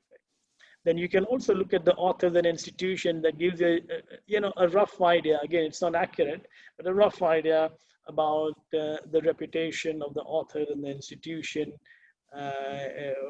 whether this is coming from a big teaching hospital or a reputed university, or it's from a smaller institution. That again gives you some information about the quality to follow. Looking at the abstract, you look at the structure of the abstract.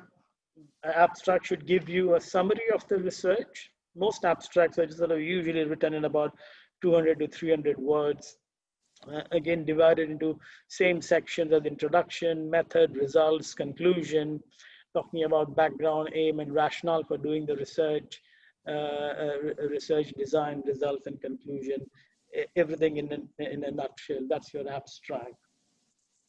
You often find that the title or the aim and objective, the results and conclusion are not matching.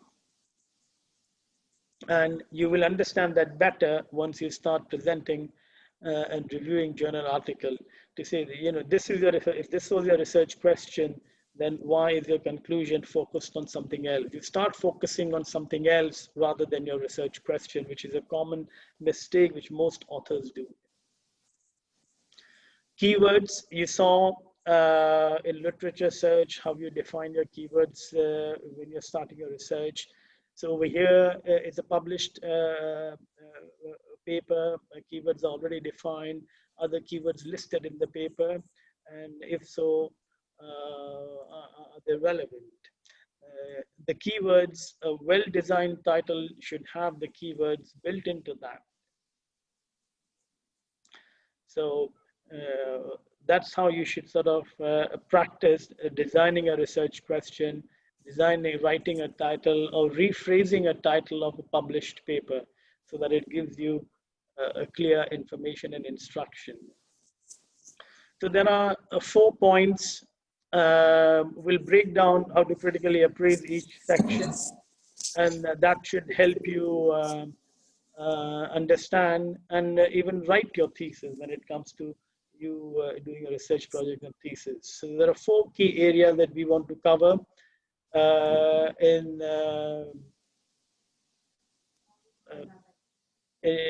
introduction. One is a scientific background, giving explanation of the rationale for doing the research. So it has to be a scientific background, a brief literature review on the topic, So these are the two key elements that will form bulk of the introduction.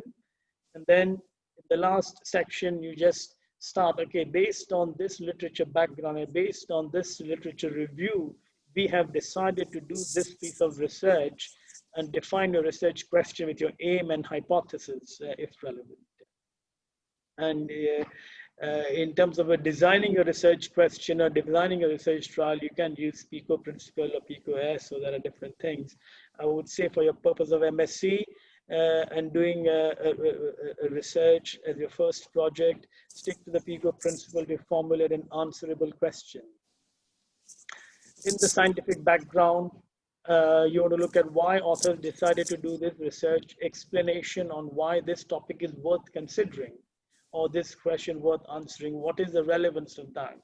So, you know, if you say I want to do research on a coronavirus, then you can give background on everything that you have seen in the last 6 to 9 months, giving background and explanation and the importance of carrying out research on coronavirus.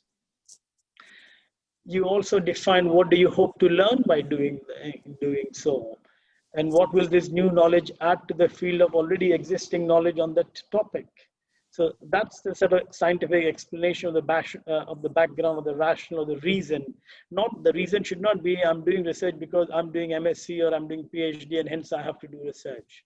Now, that may be a personal reason for doing it, but it's not the scientific background of the reason for doing a research. When we say reason for doing research, we're talking about scientific reason and not a personal reason.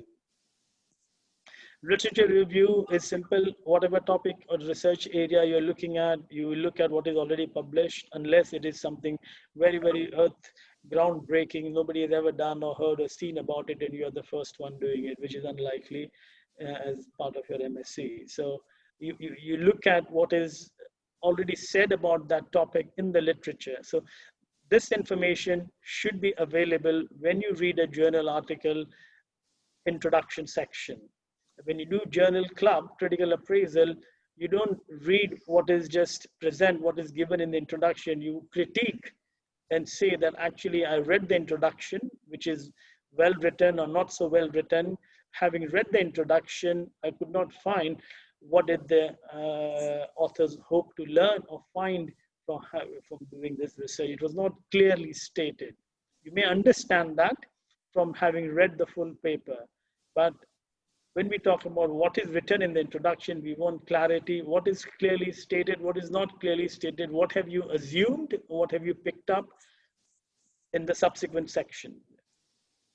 So we want to critique the paper. We don't want to just sort of narrate the paper and present it as a journal club. It's a critical appraisal club. It is not a journal club. Even though we use loosely the term journal club, it's a critical appraisal club. So literature review with balanced discussion of previous publication, giving the strength and the weaknesses on the topic, or positive, the negatives on that topic. So you want to find out what is actually going on that in that field. Yeah. And as I said in introduction, you will define your question and define clearly your hypothesis or aims and objective using the PICO principle, which you're familiar with. It's population, intervention, compare or control, and clear outcome. You can use the same PICO principle to design your title and your keywords. So next is you come to the methodology section of the paper, where you are looking at what is the type of research and what is the design of research.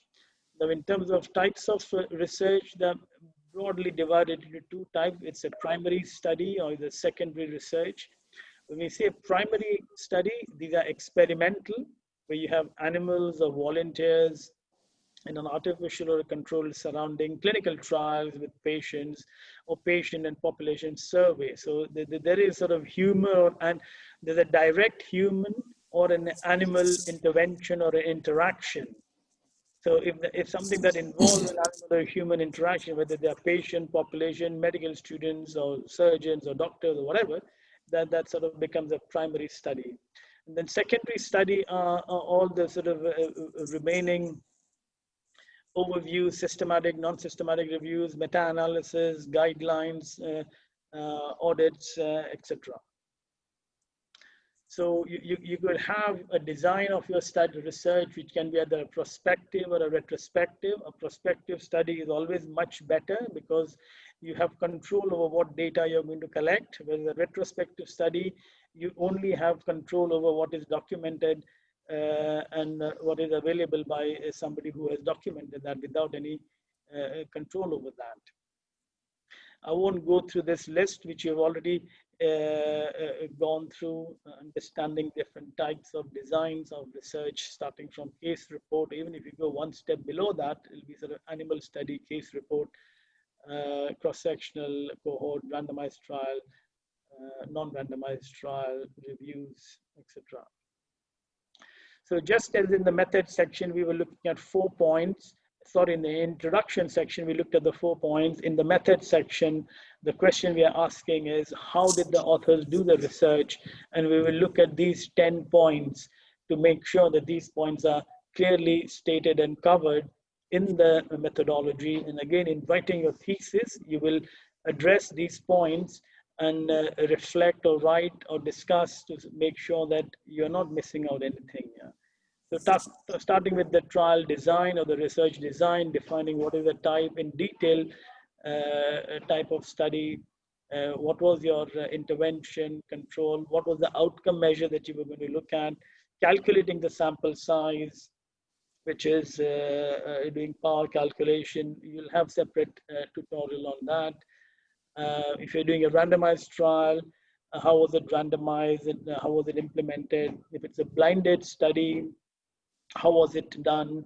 What statistical methods were used? Whether ethical approval was obtained for the study?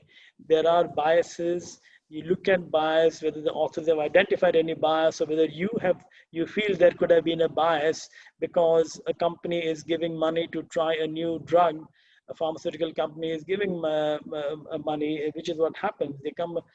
They discover a new drug, they'll give money to the research centers to try the new drug. So there is a bias because I've got money from the company to try the experiment with the new drug in a phased clinical trial. And then you have to just explore that, and you just have to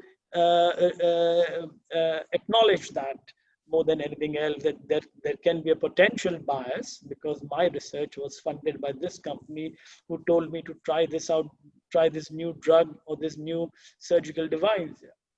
So was that explicitly mentioned in the article or was it not? Risk and benefit to the patient, identification of those, and if it's a validation study or validation research, whether it's a questionnaire or some sort of a test, it has something been validated and published previously in the literature, if you were using that. So these are the sort of different 10 points that you will look at in the method section when you're critically appraising it. So I won't go through the details of the trial design, PICO intervention, sample size calculation, randomization, method of randomization, blinding, statistical methods, ethics, bias, risk, benefits, and validation. So next, we come to the results section. Once you've done your introduction, looked at your method, then the results. Results, the question you're going to ask is, what did the author or the researchers find? So this is your what. 4 points over here. One is you're first looking at the reporting quality. Next, you're looking at the missing data. Third thing is any discrepancies between text and table, and then explanation of the results. Reporting quality, does the paper fulfill all the relevant reporting standards for the study? So depending on the type of study or the research that you're conducting, there are standards laid down and set and the protocols to be followed. So for example is using your sort of concert for randomized controlled trial. Now you don't need to know at this stage what is concert, what is randomized controlled trial. Similarly for systematic review, you would use a Prisma flowchart. So these are sort of the standards, the relevant standards to be followed in terms of reporting the quality of your research. So if you don't follow the concert, if you don't follow the Prisma, etc., then it is badly reported paper. You obviously look at the missing data or missing patients. For example, you might start off your research by saying that we are going to examine 500 patients and we've done treatment for this, but when it comes to result, you find that the results of only 496 patients are available, and the other 4 patients either authors have missed out, not accounted for. And you will find, as you read more and more paper, and if you start looking for missing information data, you will find that many papers have a lot of missing data and information. And as a result of that, you will have difference in the text and the table. So discrepancies. So make sure that the numbers, facts, figures, in the text and all are matching. And as you read and publish paper and critique paper, you will realize that these are not rare events.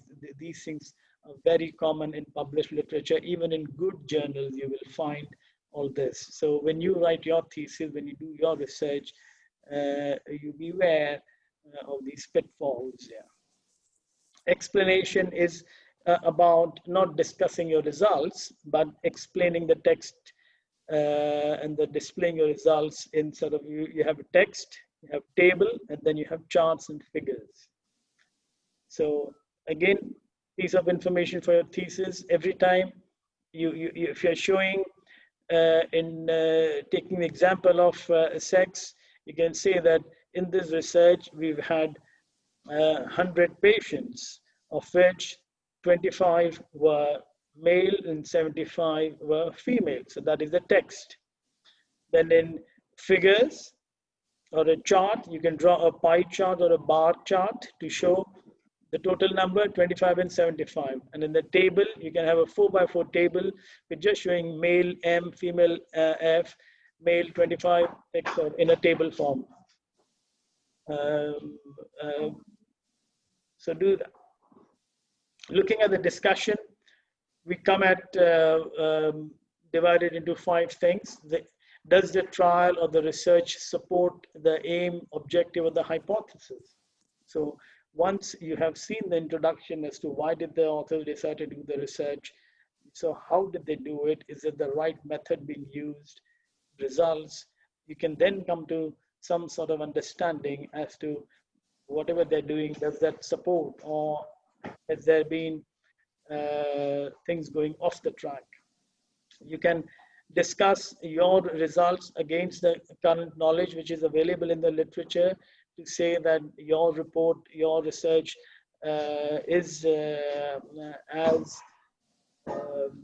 predicted or as expected from other researchers, and it compares well or not. Conclusion will be based on appropriate conclusions being drawn from the data that you found there. And are they supporting the data, the conclusions supported by the data, and the correct research method being used? Most research will have some strengths and weaknesses and limitations, and the authors, it's your job as a researcher to identify and describe in your discussion that yes, we've done this bit, but these were the limitations we encountered during research, and hence the take-home message should be that. So this has to be, you have to be honest, you have to be transparent in researching and publishing your research. You look at references, which is the final section, to see how recent or old the references are, and you will be surprised that there's usually a big publication gap. By that, what we mean is research that you are doing your MSc, you'll finish your MSc in 2021, but you may not publish, or you may not be able to publish a paper for another 5 years, which means whatever topic that you have researched, more knowledge, more information may have been added in the literature, and you have missed out. So you may have done a systematic review, but there's more data, more literature available, and it's not up to date. So automatically it becomes a bit redundant. So summarize the paper and decide whether it truly adds to the literature anything meaningfully, and is the overall quality of presentation and flow very, very logical or not. You can Judge for yourself whether it's a good or a bad paper, form an opinion, and decide whether this will change your practice. And most important is number 5, which is deciding how you would redesign this research or study if you had to redo it. So this is how you get ideas for your research and designing a research question, by reading some interesting journal articles and then deciding how you would redesign based on the strength or the weaknesses of the paper. And you can give a fictional score of 1 to 5, which is what you do. In terms of as a publisher or the journal editor, you decide whether they cannot publish this paper or the paper has major deficits or correctable deficits. So A, B, C, you would accept the paper for publication and give authors feedback to make the corrections and then publish the paper, or you would reject if there are major deficits that will be published. You've gone looked at the hierarchy of evidence. And if you look at it, systematic review and meta-analysis, we always say is the best level of evidence because it's filtered information versus unfiltered information, and biased or missing information from other forms of research. I won't go into that further. Levels and recommendation. We normally say a recommendation based on the type of research that is done and presented, where you can prove or answer your research question beyond reasonable doubt from a systematic review, meta-analysis, or a well-conducted randomized controlled trial, or a very large database set. We're talking about sort of national database, not sort of personal individual database sets. So information extracted from this piece of information are considered as sort of level 1 evidence, which is sort of, you've proven beyond reasonable doubt. To give an example, laparoscopic cholecystectomy or laparoscopic surgery is proven beyond reasonable doubt that it causes less pain and early recovery. Whereas you saw in the lecture on history of laparoscopy that how in the early days people had to struggle and people, your colleagues thought you were mad if you even suggested something could be done laparoscopically. So today it's level 1 evidence that laparoscopic surgery is superior to open surgery and has several advantages. Level 2 evidence would be on balance of probability, where sort of things are not quite right. And the information obtained is sort of not from randomized controlled trial, systematic review, or meta-analysis, or it's sort of a non-systematic review or narrative review or case series and case reports, and as you go further down, which is not proven and not scientific. And based on that, you would decide whether the information you obtained would change your practice or not. So that concludes our appraising of literature and critical appraisal. And I'll take any questions from you guys, if you have any.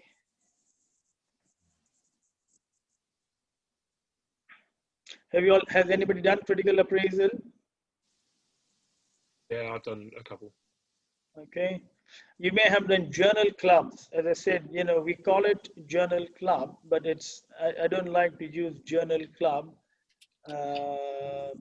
for what we want to engage in future when we talk about conducting research, doing research. What we want to talk about is, in future, I will allocate journal articles to you, and then you would critically and systematically appraise based on, you'll have these slides uploaded, you'll have them available, you can go through them again.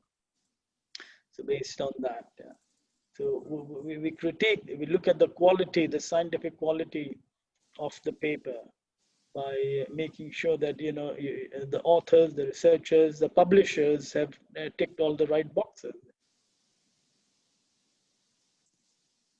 Malik? Yes, sir. You can pause the recording. Okay. Let me. 1 second. Recording. Yes, and understanding types of clinical papers. So here there's the quiz. Can you all So what you have to do is on your mobile phone, Yeah. just type in Mentimeter. And then on the screen, you will see a code. You enter the code. Okay, share your screen, Malik. Yeah, I'm sharing my screen. Open the quiz. Yeah. Full screen, present. Present, okay. You can see the code on the screen now, 8500279.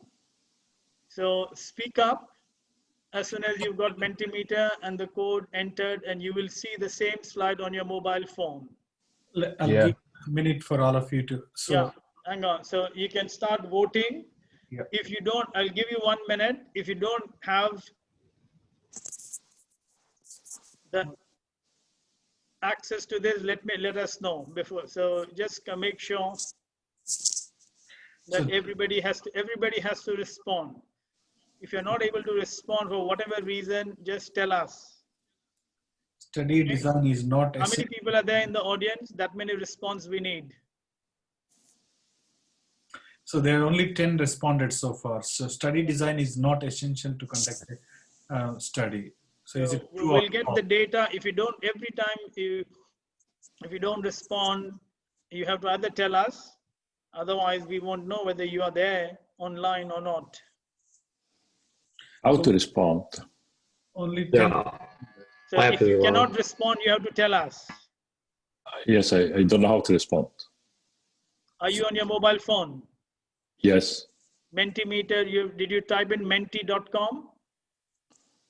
What's the time? Menti.com. If you go on menti.com, you will get an information about enter the code, and the code you have to enter, you can see on the screen, 8500279. Okay, just let me see.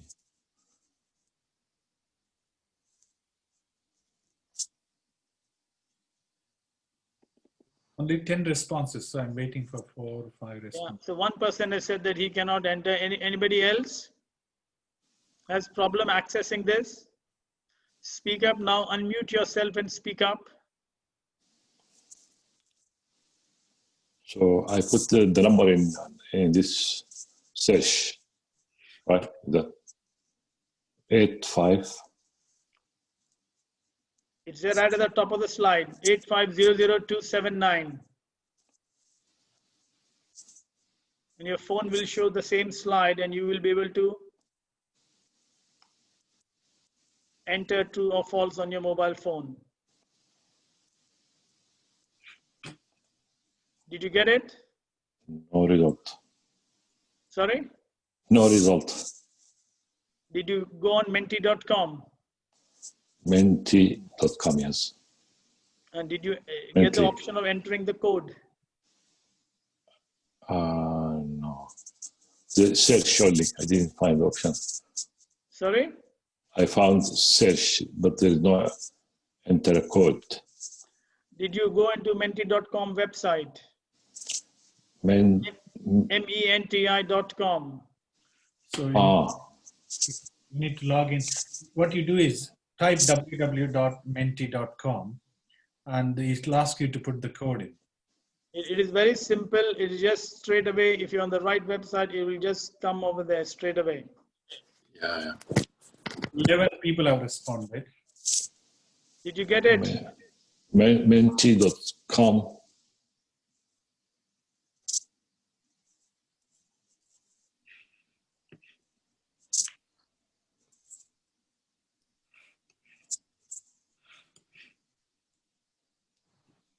What's happening? Yes. 8500 279. 79. Submit. Yeah. It comes now. False. Yes. Submit. Must be entering the wrong. Okay. Thank you. 12 Go to the next now. Now you can carry on. So now just give them 30 seconds to respond, then you can move on to the next. Okay. Press enter to show the correct answer. Press enter to show the correct answer. So the correct, everybody got it right. Everybody got it right, yeah. So it's the correct answer is highlighted. The wrong answer will fade away. Next. Next one. So next one. Enter. Enter. No, next slide. Yeah, I don't know why it is not working. Slide. Let me Use the arrow key on your keyboard. use our Right, left key. okay. Okay. Yeah, case series is classified as analytical studies. True or false, guys? Case Okay, series- quickly vote.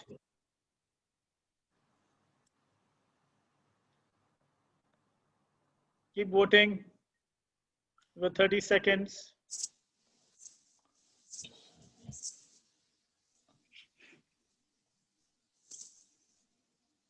Two more votes, at least. One more. Okay, enter. What's the correct answer? Enter, press enter. Okay. The So correct answer is false. So 67% you got it right. 33% of you did not get it right. Next. next one. Case control studies are classified as analytical studies. True or false? Right, Malik, I'll let you carry on now. Okay. Thank you, sir. After this, I'll do the advanced session and then Yeah. we'll demo. And then, yeah, make sure you keep recording. Yes, sir. Thank you. Thank you, sir. I'll see you. I'll see you on Tuesday again. Thank you, sir. Bit more responses we need. Only 11 have responded. 12. Total, how many we have? 13. So one more response. Maybe it's me, isn't it? Okay. So I'm going to press enter. So yes, it is true. Case control studies are classified as analytical studies. Intention to treat analysis is a way of getting rid of unwanted data in the analysis. Is it true or false, guys?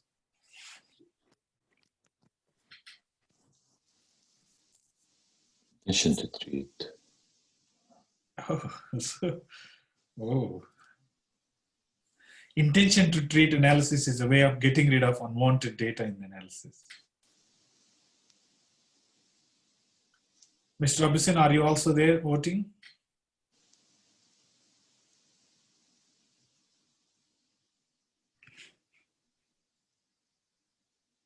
So 13 participants are there, so I want more. So at least 12 votes. One more vote, please.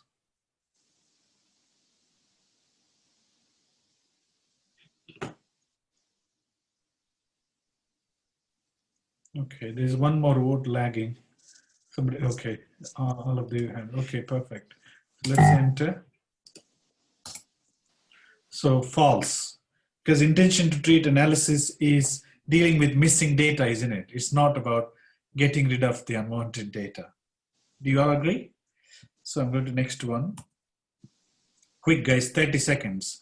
Case series is always about a rare disorder. True or false?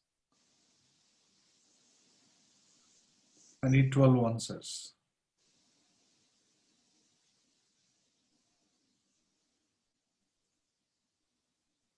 Okay. Two more answers, please. One more answer. 12, perfect. So, sorry, let's go back. So 12. So enter, let's see. Yes, it's false because case series sometimes is not about rare disorder. It could be something different clinical sign or could be something different investigation or different intervention. You see, it's not about rare disorder always. Okay, no problem. Next one. Longitudinal studies are conducted over a period of time. True or false? Very fast, very fast. Okay. Two more responses. Perfect. So let's enter. Yes. Yes, it's true. Because they are conducted over a period of time. Next question. Ecological studies are mostly linear regression models. Is it true or false?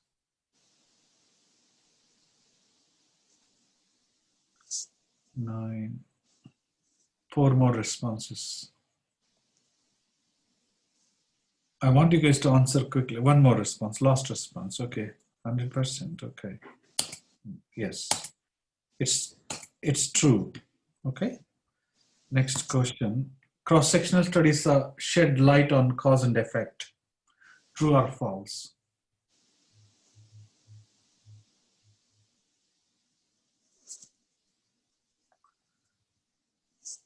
Oh. Cross-sectional studies shed light on cause and effect. 50-50. Oh. It is true, guys. Okay. There you go. So cross-sectional studies help us to know cause and effect. So it's true. But how do they show cause and effect if it's just over, like, it's a snapshot in one point of time? Yes. So it's only shares the relationship, but not the cause and effect relationship, but not direction.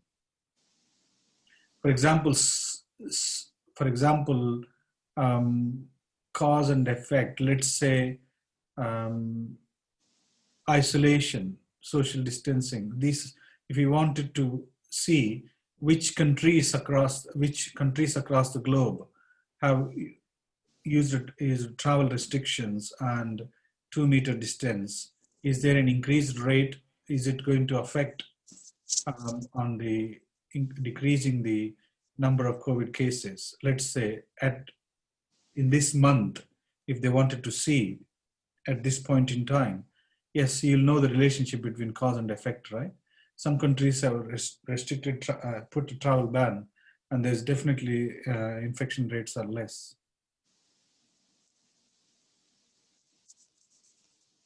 Have I answered your question? Yeah, thank you. No worries. We go to the next one. Case control studies aimed at cause and effect linked over a period of time. Is it true or false?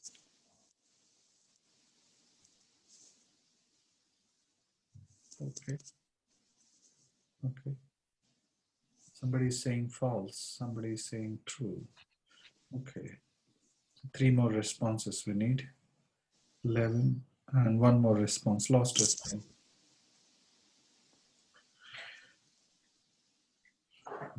One more person. Okay, 12 responses. Okay, let's see what's the true answer. True is the answer. Case control studies aimed at cause and effect. Always we do case control studies over a period of time, minimum time interval, okay, to see what effects it has got. So it's not cross-sectional. Case control studies are not cross-sectional observation studies. They are conducted over a period of time. Okay, next one.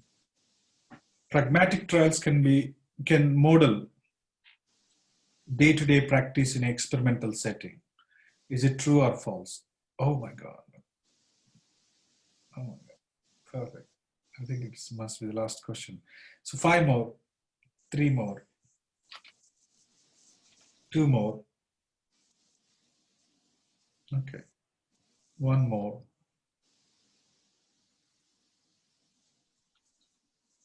One more person. Pragmatic trials can model day-to-day practice in an experimental setting. Okay. Answer is true, guys. Okay. That's it. End of the quiz.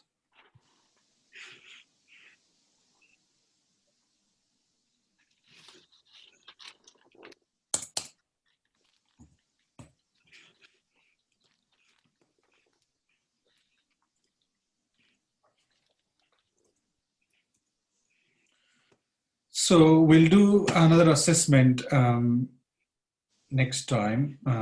So the one which we haven't done last week. So the one which we haven't done the last week was this one. See, literature search basic.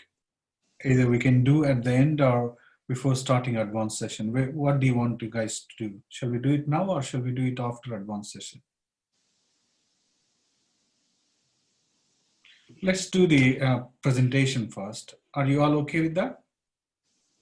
Yeah, we can do the presentation. Presentation first and then do both assessments after that. Okay, let's do this. Let's minimize it and then go for the presentation. Literature search advanced. So are you all familiar? Are you all familiar with literature search basic? Because I gave homework to do for all of you. Are you all okay with the homework we did? Last week we did I gave you homework. So I wasn't there last week, so I have no idea. See, that's why it's important that you attend sessions, because all are linked to each other. But if you miss any session from now, Prof is going to upload the sessions of the missed every video recording he will going to upload. Is that okay? From now, Okay. there will be some videos of recordings available for all of you to go through the missed sessions, and then when you join the next session, there will be continuity. So the last session we talked about literature search basic, but today I'm going to use a little bit more advanced techniques of literature search. So in the last session we talked about search engines. We talked about how the simple methodology and how to adapt a search strategy. And all of you, like, only two groups have received. Only two groups have received the feedback of the search strategy, and which is, I looked at it, that looks that you guys are okay in doing the basic literature search. But I haven't received I was expecting two more. I don't know why there are some people didn't actually submit their search strategy. Today I'm going to give you another homework task at the end of this session, so that next time I want all of you to definitely submit the literature search homework. So here, sorry, somebody is texting. Is there any problem? Chat, do we have access to these slides? Yes, the answer is yes for that. Prof is going to make it available. But today's session was mainly aimed at,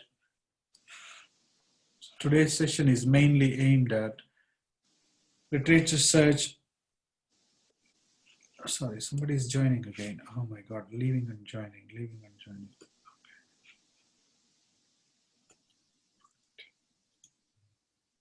Who is Juno? Is he part of he's a student? Junto. Hi, are you part of the university, MSc? Okay, no problem. Right. Sorry, I need to pause here. Okay, so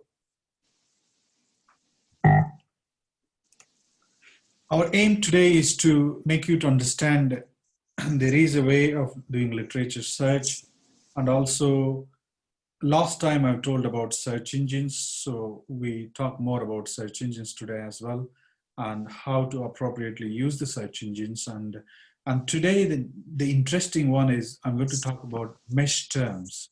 So last time when I did a basic search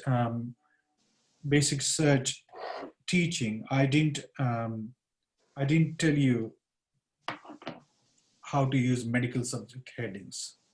So when I say medical subject headings, what does it mean exactly? Anybody in the group?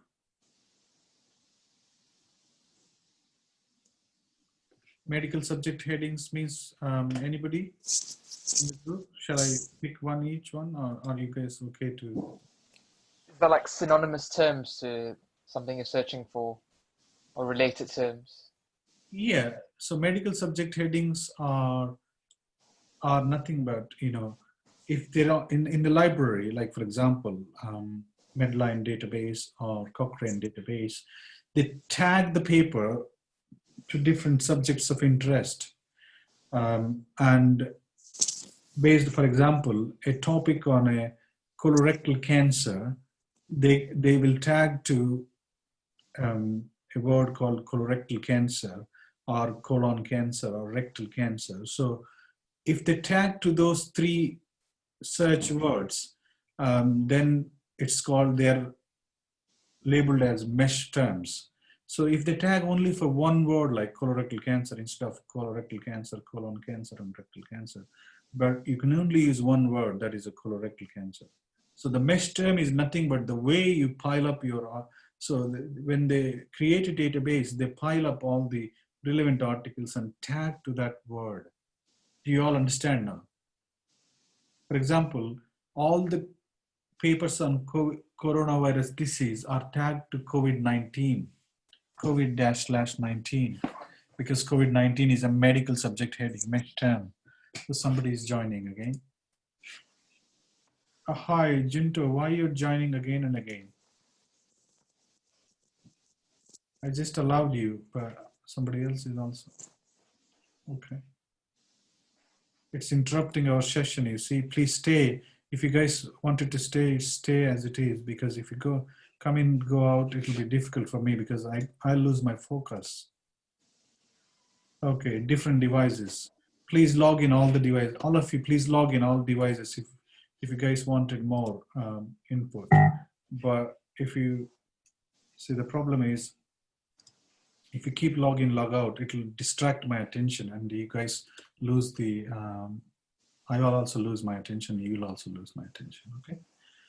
Right, no problem. Somebody's texting, okay.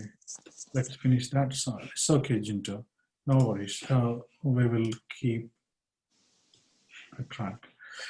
So as I said, today I'm going to teach about syntax. What is syntax? Anybody in the group?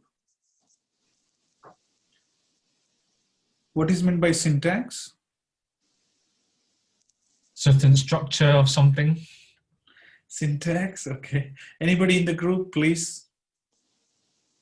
Syntax is nothing but a language through which you can retrieve the, for example, when the word Microsoft, when the computers were introduced, like you need to type the syntax, like only then you'll open up, like when you might have used basic language or anything like that, C language or anything. You do programming, you write language. If you use any statistical software, you write commands. That is nothing but syntax. So similarly, when you write search strategy, you can create a syntax in different databases, like Ovid, different databases, like for example, Cochrane database has got its own syntax through different search engines. For example, Cochrane can be searched through Ovid, Cochrane can be searched through PubMed. So the syntax for Ovid is different from syntax from PubMed. Do you all understand? Because syntax is nothing but programming. So programming the commands, basically, how you use your commands in a proper way. Syntax is nothing but a language, computer language, to write search strategy, basically. And finally, today I'm going to teach you how to export citations and create a local database in Mendeley. And also I'll show you how to reference in Mendeley. So next one. Learning outcomes. Today I'm going to teach about medical subject headings and developing a search strategy in Ovid and PubMed using syntax, using mesh terms, and how to export the citations and how to maintain the database in the Mendeley desktop, and how to reference the document with the use of Mendeley desktop. So this is my aim, today's objective. So let's hope that I'll achieve my aim at the end of this session. So as I said last time, these are the key steps when you want to search and retrieve article related to your subject of interest. These are the 8 steps. First of all, you need to find out what are the keywords related to your subject of interest, and you write a search strategy, which you all done last week, and you are familiar slightly, but you're not familiar with mesh terms and free text terms. So that is the new thing I'm going to add today. And how to combine search results and how to exclude unwanted search results, that we can, how to exclude also I'll demonstrate today. Applying filters also I'll demonstrate today. Applying limitations also I'll demonstrate. And how to export your results or citations also I'll demonstrate. Shortlisting the abstract is a different step.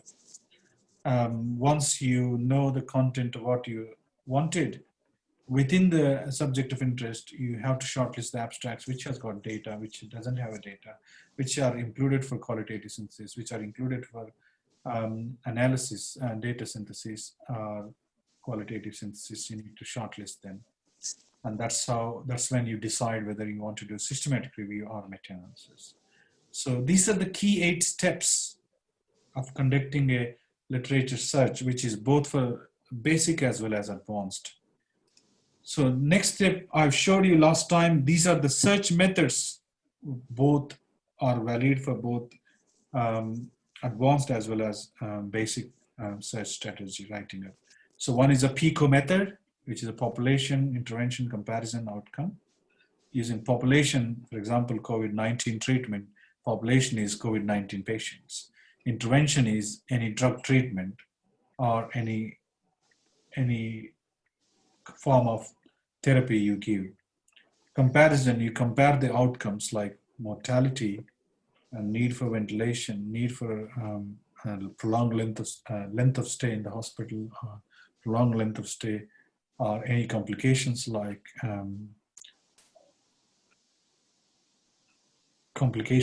any cardiac arrest or any or maybe some complication, immediate complications and long-term complications. You can outcomes, you can divide them and you can pool all of them. Like, just a second, guys. I'll pause because just a second. I won't be long. For a minute, pause.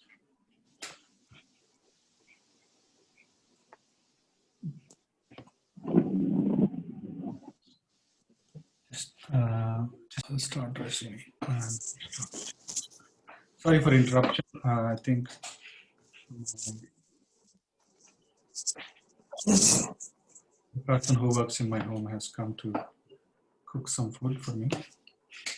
Okay. All right. So we are here. So last week we said search methods like PICO, PICOS, and SPIDER. So are you all familiar now with this type like PICO, PICOS, and SPIDER? The one who has not attended last time, the person who has not attended last time, I just wanted to revise with you. Okay. Okay. Is it? What's your name, sir? What's your name, brother? Oh, I'm Shakur. You can call me Shakur, please. Sorry, Shakur. Yes. Oh, okay. What we gone through last time was PICO is a standard technique which has been in use for a long time.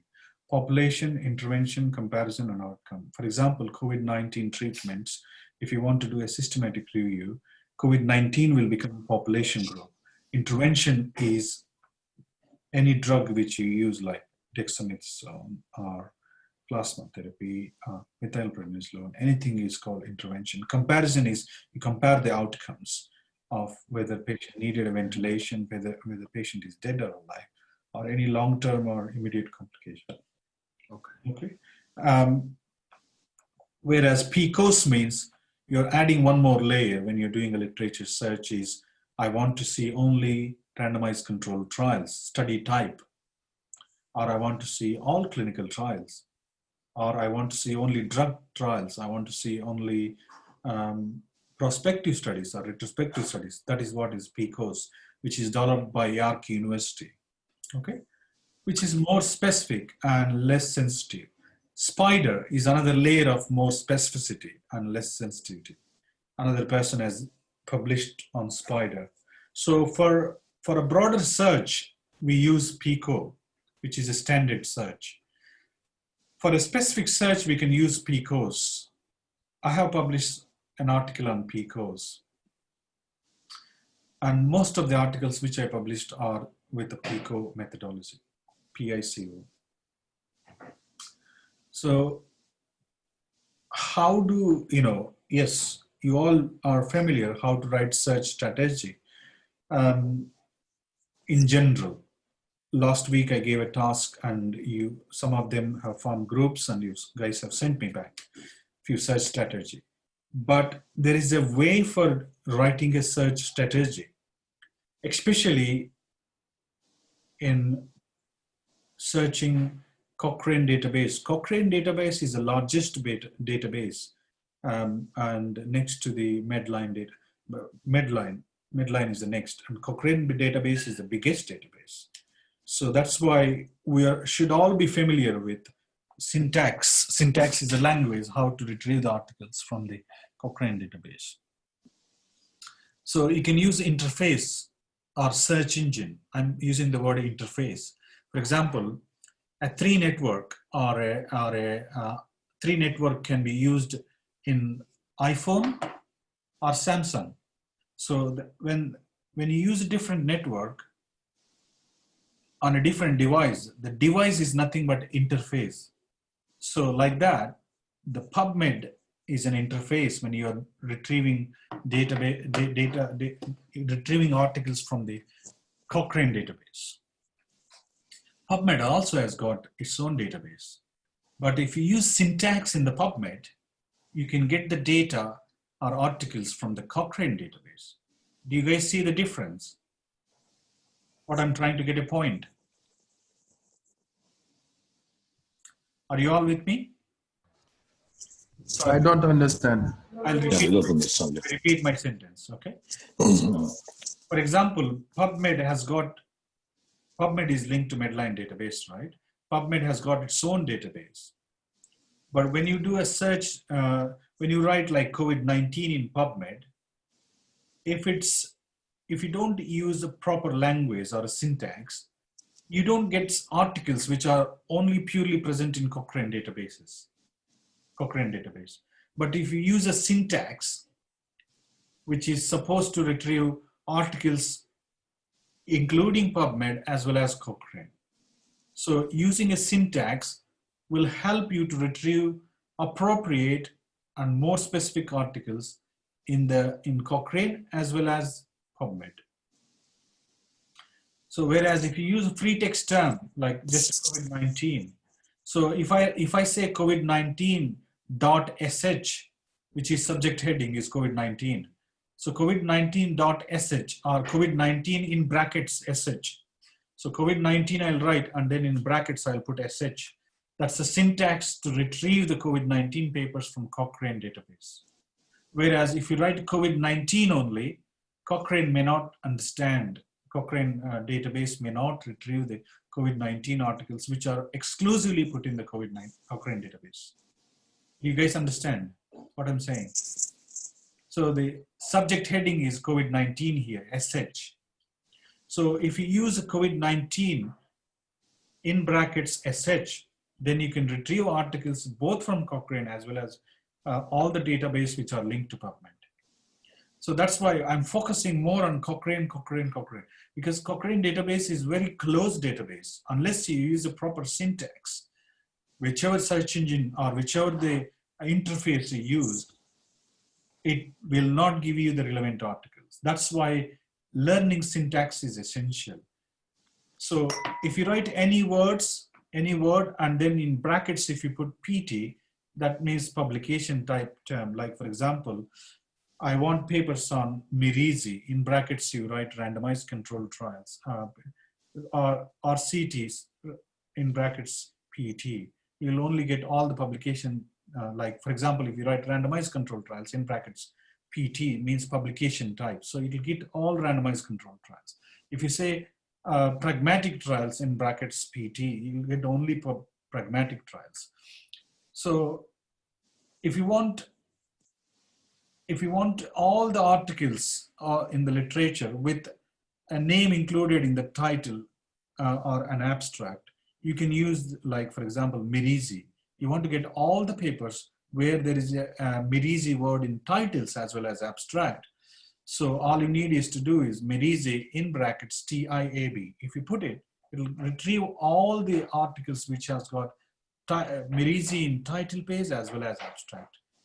So this is a specific syntax which is designed by Cochrane people to use this to retrieve relevant citations. So SH is subheading. SH is subheading, and MESH is the medical subject heading. So if you use COVID-19 in brackets MH, if COVID-19 is medical subject heading, you will get all the articles from Cochrane database without leaving any article behind. If COVID-19 is not a medical subject heading, it will show you 0. For example, coronavirus disease is not a medical subject heading, not a mesh term. If you write coronavirus disease and in brackets you put MH, Cochrane will give you 0 citations. Do you understand what I'm saying, guys? I'll do a demo, then you'll see what is the difference. Similarly, if you want any word which is there in the title, let's say prediction models, that is, you wanted to see that word, you write like prediction model in brackets TI. Any word prediction model in the title page, anywhere in the Cochrane database, it'll retrieve all things. So this is what it's all about, Cochrane searching Cochrane database. So let me type so that you'll understand what I'm saying is. Can you all see the notes below here? So let's say to retrieve all the articles of COVID-19 through PubMed search engine in Cochrane, you have to write like that. Medical subject heading, MH. Do you all see that? Hello? Kamal? No, I can't see it. Can you see? You can see. So that's how you write it. So COVID-19 in brackets MH. That means if it's a mesh term, it'll get all the articles. Let's say if you want COVID-19 in the title, anywhere TI you put it. That's it. So to do that, let's say for argument's sake, let me open PubMed.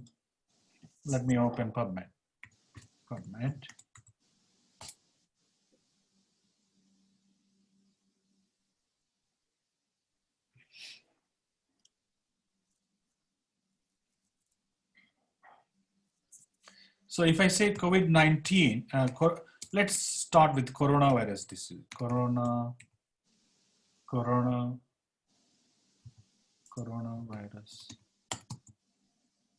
disease.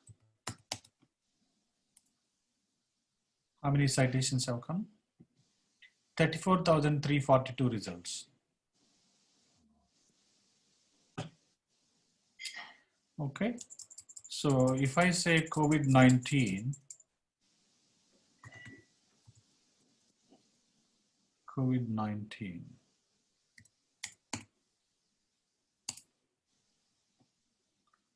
60,000 results. Can you all make it out difference?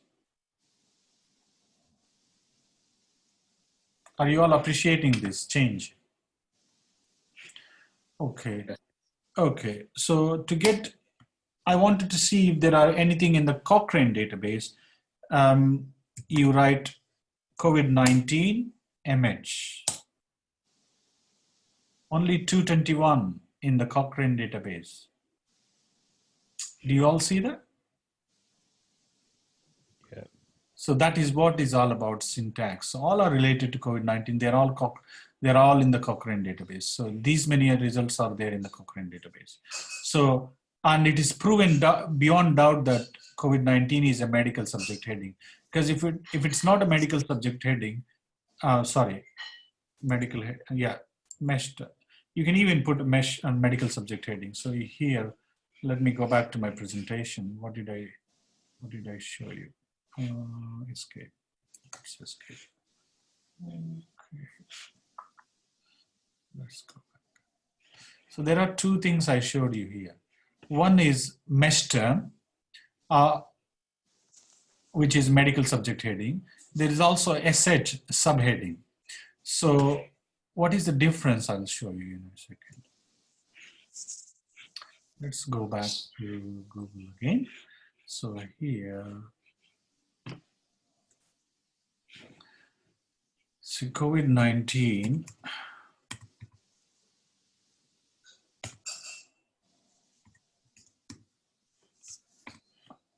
It's a medical subject heading, which is mesh term. So I'm going to put now 221 results. If I put SH anywhere in the anywhere in the paper subheading, even less.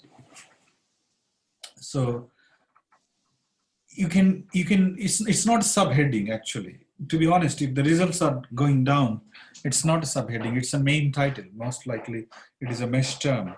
So just by looking at it, the results of citations, you can tell whether one is a mesh term, number one.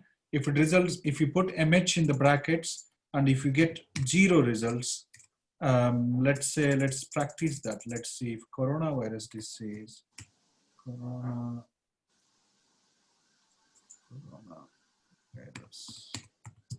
disease,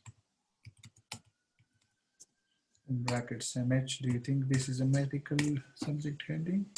Let's see. It yielded only 129.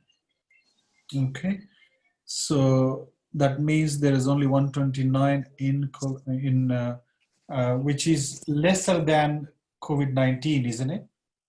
So I want you to understand there is no fixed guidelines given in the literature, but I want you, all of you, to understand when we put COVID-19, we got 221. When we put coronavirus disease as a medical heading, subject heading, we got 129. So which one do you guys think is the medical subject heading, which is in Cochrane database? All of you. So one has coronavirus disease. Coronavirus disease has yielded 129, but remember the number 129.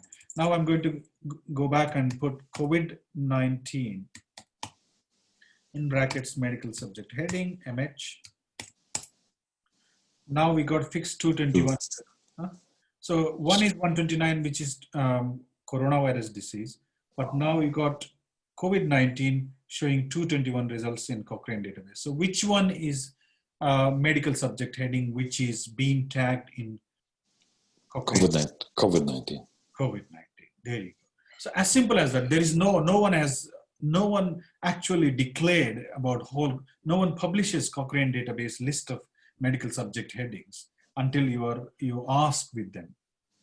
But a person, general person like a layman like me, if I want to know whether COVID-19 is a medical subject heading or coronavirus disease is a medical subject heading, all you need is to put that and put it in brackets, MH, and you type it. The more number of results one yields, that is the better one compared to the less number of results that yields. Do you all understand the logic behind it? Does anyone disagree with me, my statement that COVID-19 is a medical subject heading, not coronavirus disease? Okay, so not many participants are interested. So let's minimize this. Okay, I hope I'm making it clear that there is a syntax, which means there's a language where Cochrane articles are retrieved through PubMed interface. So the language is nothing but, you have to use the terms like PT, TIAB, SH, MH, and TI. Okay, so somebody has left the group, and that's why it showed. Next thing is, how do you use Ovid search engine to retrieve Cochrane articles? Ovid, instead of brackets, you put like .pt, .ab, .fs, .sh, . So similarly, like the only key difference between that and this is one is COVID-19.sh, the other one is COVID-19 in brackets sh. As simple as that. Do you all understand? There is a small differences they created in the language when they wrote the language, possibly when they wrote the Cochrane database language. So these are the small differences, subtle differences. So if you're using Ovid search engine, you need to use .ab, .fs, .sh instead of in the brackets. So let me show that. So let's open the Ovid search engine.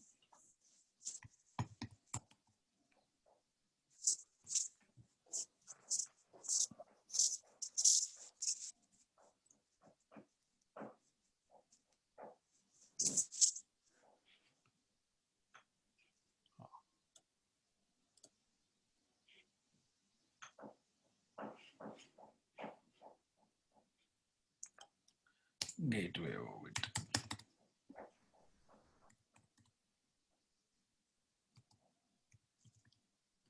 In the previous slide, you wrote exploded versus non-exploded. What does that mean? Okay, good question. I'm skipping that because I thought it's too much information to give load. So if you use MH, that means you are asking the interface, which is PubMed or Ovid, to explode that all the terms, yeah, MH.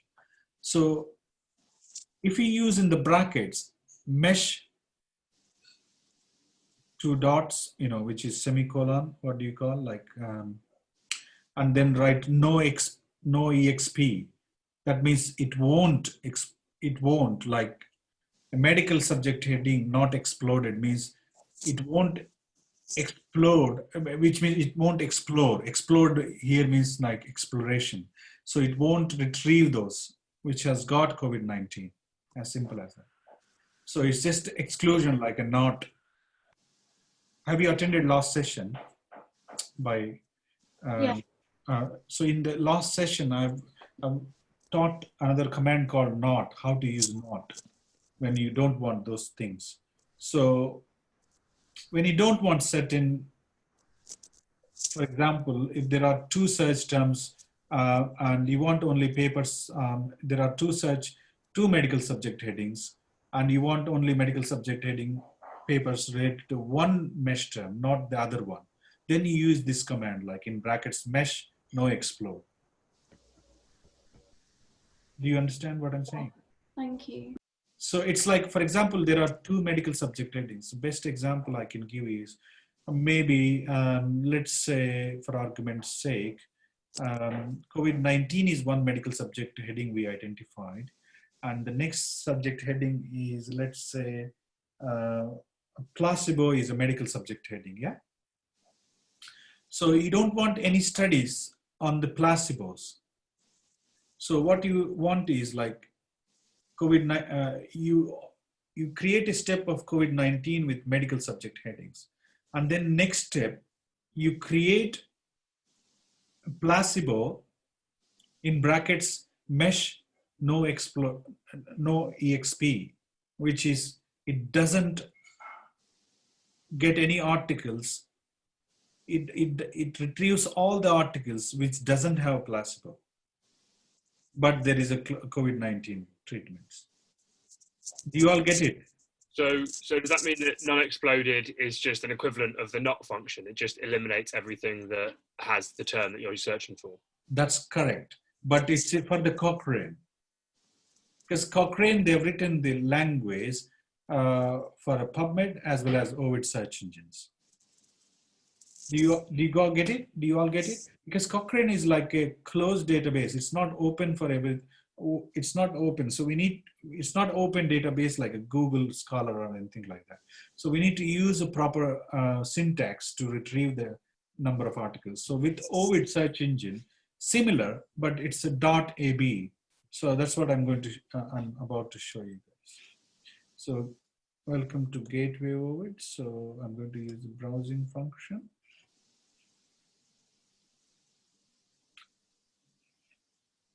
Let's say COVID-19. Can you see I already did it multiple times? That's why it's showing up for me.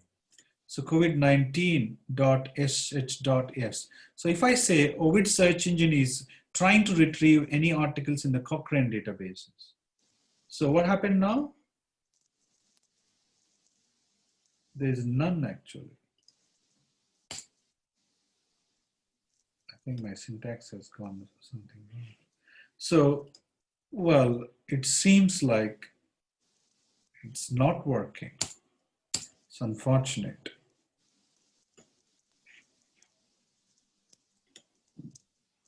Okay. So, can you see the problem in the Cochrane database is they're so particular. They all tag to title, COVID-19 title, but not the medical subject heading. So when I'm putting COVID-19.ti, it is getting all the results of 9,966. But when I'm typing COVID-19, can I ask a question? yeah, go ahead, please. Come on. Why you are looking for Cochrane material in Ovid or PubMed? Why you don't search it in Cochrane itself? I'm targeting Cochrane, right? Because Cochrane is the next biggest database, maybe equally as big as Medline. You see. So why all these systematic reviews and all this meta-analysis, the trend has been the trend across the globe is created by Cochrane people, isn't it? Yeah. So Cochrane people are the biggest database on systematic reviews and meta-analysis. You see, that's why I'm more targeting on them. But why you don't search it in the Cochrane website itself? We don't have access, do we? I don't know. I'm not sure. It's a paid database. We have to pay for it. Are you? Oh. Yes. So I'm a normal person. So how can I pay such large amounts to get? Yeah. So I'm a normal person. So any free articles which are there in Cochrane, I would like to see. If there is a paid articles, yes, I will pay for it. Why should I have an account with Cochrane database when I don't need to? Do you need a Google account to search on the Google? Like, do you need a Google Pay account to search on the Google? Not really. So, I mean, like Cochrane is a database which has got large number of articles. Some of them are free. So why don't we see how many are free, how many are paid articles? And then we can think about which we need, which we don't need, rather than asking them and paying them for everything. So it's a general usage, like Cochrane. We don't have an account with Cochrane, so but we got interface. Like I don't have if I'm a customer for the, let's say I'm a 3 customer, it's like I have the device with me. Next thing is I'm going to install their SIM card to get to connected that. It's like an interface here. It's like a device with SIM card. Like Ovid is an interface, like a device, which you're able to communicate to the 3 network. Like, for example, my iPhone cannot connect unless I put the SIM card of the 3 network, so that then my interface starts retrieving.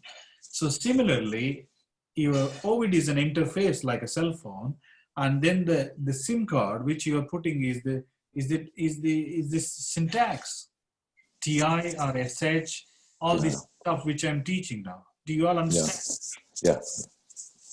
So sometimes it may not be tagged to subject heading, so it may be put it as a title.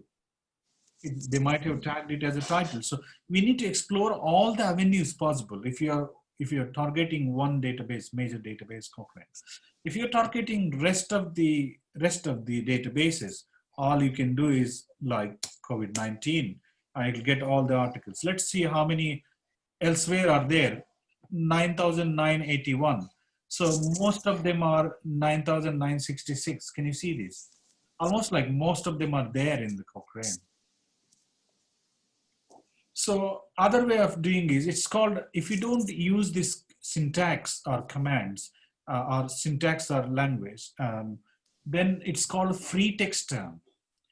COVID-19 could be free text term, COVID-19 could be mesh term. So here, COVID-19 is a mesh term, medical subject heading, or a title in the title page, in the abstract. So it's a title basically. If I want to see title in the abstract, title in the title page or abstract, all you need is to do, as I said, COVID-19,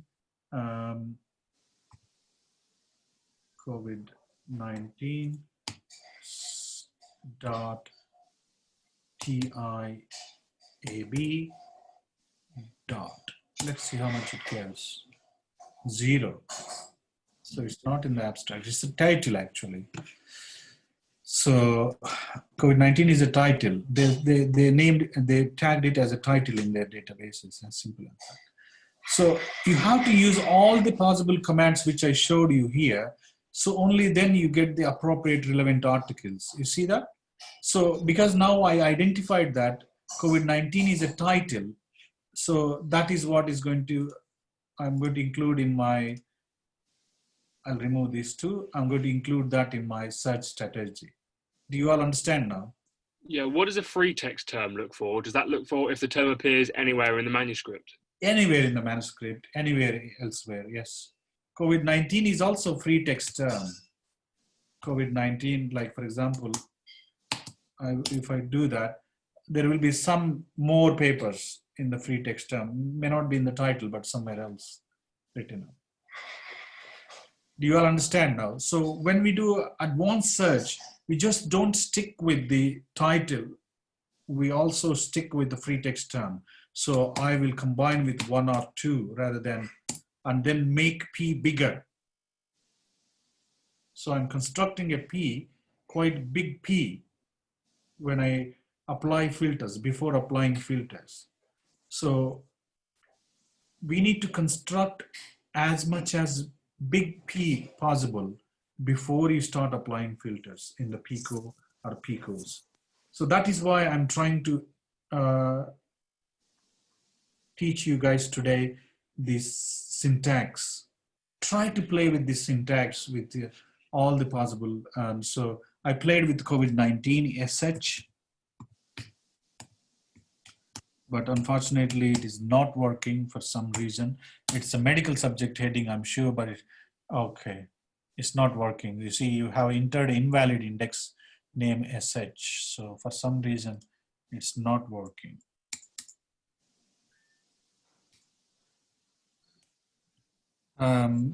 So let's leave that.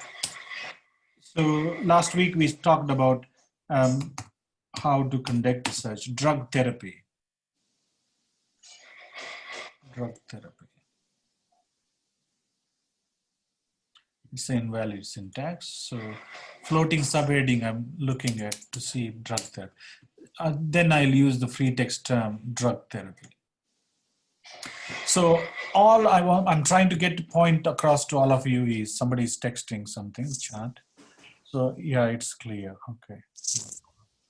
So all I'm trying to get a point is, so when you can't retrieve through all the possible syntax methods which I'm showing, you can use the free text terms, okay? Free text term is very loose actually, compared to, if you can explore with these syntax, that will be ideal so that you can get as many citations as possible, okay? So, and it's be more appropriate because the number never changes. If you use like COVID-19.ti, it will be reproducible. Sometimes the free text terms, it's not reproducible. So that's why I wanted you guys to make use of this syntax, especially like .pt, .ab, .fs, .sh, .ti. These syntax, you guys have to get used to it as we go along. In what situation, so when would you want to use each form of syntax? Because if you're trying to get as many citations as possible and free text term is the loosest, either the broadest, then that will give you the most search terms. So when will you want to use more specific, like when will you want to limit to only medical subheadings? Yes, so when there is too much information, you want it to limit to medical subject headings, then use MH. Yeah. Okay, yeah, sure, cheers. Yeah, so when there are too many, like when you want to focus only on one title, there are multiple titles like drug therapy and other things. You want to not, you can use the not explored function also, like you know, mesh no explanation. If you don't want, you want to get rid of other medical subject headings which are causing you which are annoying you when you are getting more citations. So you can use a not explored function as well, and you can limit only to the title in the title page by using TI function. You may just wanted all the abstracts, then use a TIAB, title and abstract, and where this word is there, both in title and as well as abstract. You want in your methodology, would you have to justify why you have to decided? justify, yes, 100%. Yeah, sure. You have to justify you used TIAB because you want only those articles which have included COVID-19 both in the title as well as abstract. Then you justify that, TIAB. I used TIAB because I want all the articles which have COVID-19 both in title as well as in abstract. Then you use TIAB. And you can also justify saying that I wanted all the articles on the titles using TI function. You can use, you have to write your methodology clearly. You can say that I tried using SH COVID-19, but it didn't work. You can mention that as well. It's not our fault. If Cochrane database is inbuilt incorrectly, it is not our fault. Do you all agree with me that? Yeah. Yeah, COVID-19 is a medical subject heading. We've seen in the PubMed syntax, but it's not seen in the through Ovid syntax. So it's not our fault. Ovid and Cochrane are not communicating with each other properly. As simple as that. So sometimes you may find difficult to find mesh terms, and you may end up having only loosely free text terms. For example, drug therapy. I thought it's a mesh term. Drug therapy. Let's see if it's a mesh term. What time is it? 1:17. So I need to finish quickly. So we got 15 minutes because we started late this morning, you remember. That's why all this drama. Drug therapy. Drug therapy is a free text term. And if I put drug therapy, sorry, too many times I typed, drug therapy, sh, it's for some reason it's not working. That means maybe the sh function they have taken away because this is 2008 release, which I'm showing you. So they might have changed quite a lot. Right. So when I say drugs, possibly drugs.sh, let's see, our sh syntax itself is not working possibly. Can you see that? I'm trying, drugs must be there. So drugs.sh. So it's not working. So the syntax, this is from Cochrane book collaboration, Cochrane group of people have written a handbook on the systematic review of interventions, this book, and this is the syntax I'm typing it there, but unfortunately they might have modified, and some of the words like sh is not working on the Ovid side, especially on the Ovid side. I don't know the reason why it is not working, but obviously some things are working, like COVID-19.ti. That means that Ovid and PubMed are still, Ovid and Cochrane are still in collaboration. They weren't divorced, or they weren't departed with each other. So they're still working in collaboration. So I think we should stick to the words which works. Are you all happy with what I'm trying to get a point across to all of you? So I'm doing demo same time. But now I'm going to show you how to write actually drug treatment. So drug therapy. Is it a floating subject, floating subheading? No. Drug therapy is a floating. So now if I limit 1 and 4, how many are going to come? Last time whoever not attended, und is a function to limit the number of articles. So there are 21 articles. All of them are COVID-19 and treatments. So we only got 27 articles, drug therapy. So what else you can guys think of? Any alternative? Drug therapy is an intervention. In PICO, P is COVID-19, I is drug therapy. So any other I you can think of?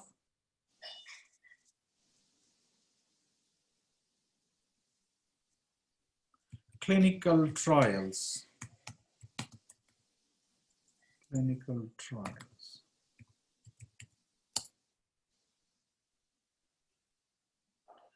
So the word clinical trials sometimes can be used as an intervention. So let's say 4 or 6. So I'm just taking type of studies, basically clinical trials. So I wanted to see all the type of things. So 60,000. So let me go back and put 1 and 7 possibly. So there is no right or wrong way, but we need to, I wanted to show the difference. So we got 27 here. Now we got 41 here. So why there is increase suddenly? Because some of them are clinical trials, you see. It may not be drugs, something more than drug. It could be other things. See, reorganization of nuclear medicine department. It's nothing to do with drugs. It's a trial, basically. Something like that. So when you want to combine the results of one search and other search, so number 5 and number 8, all you do is 5 or 8. So you get all the articles related to that. R is a combination term. So all 41 has got those 27 also are there in this 41. Okay. So the syntax, use of syntax is appropriate for the, if you are using the, if you want to focus larger databases like Cochrane and Medline. So in the PubMed, you use the syntax as well. Similarly, it will yield different number. So if I go back to PubMed, where is PubMed?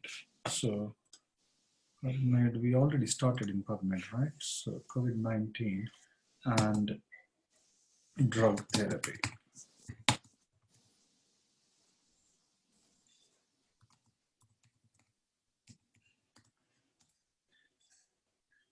So here we got 21 articles. There we got 27 first, COVID-19 and drug therapy. Here we got 21. So there is some difference. Some are so extras. Maybe some articles are present in both Cochrane and Medline, and some are present only in Cochrane. So that's why we have to do 2 independent searches and combine results of, you export these results and you export the other results as well.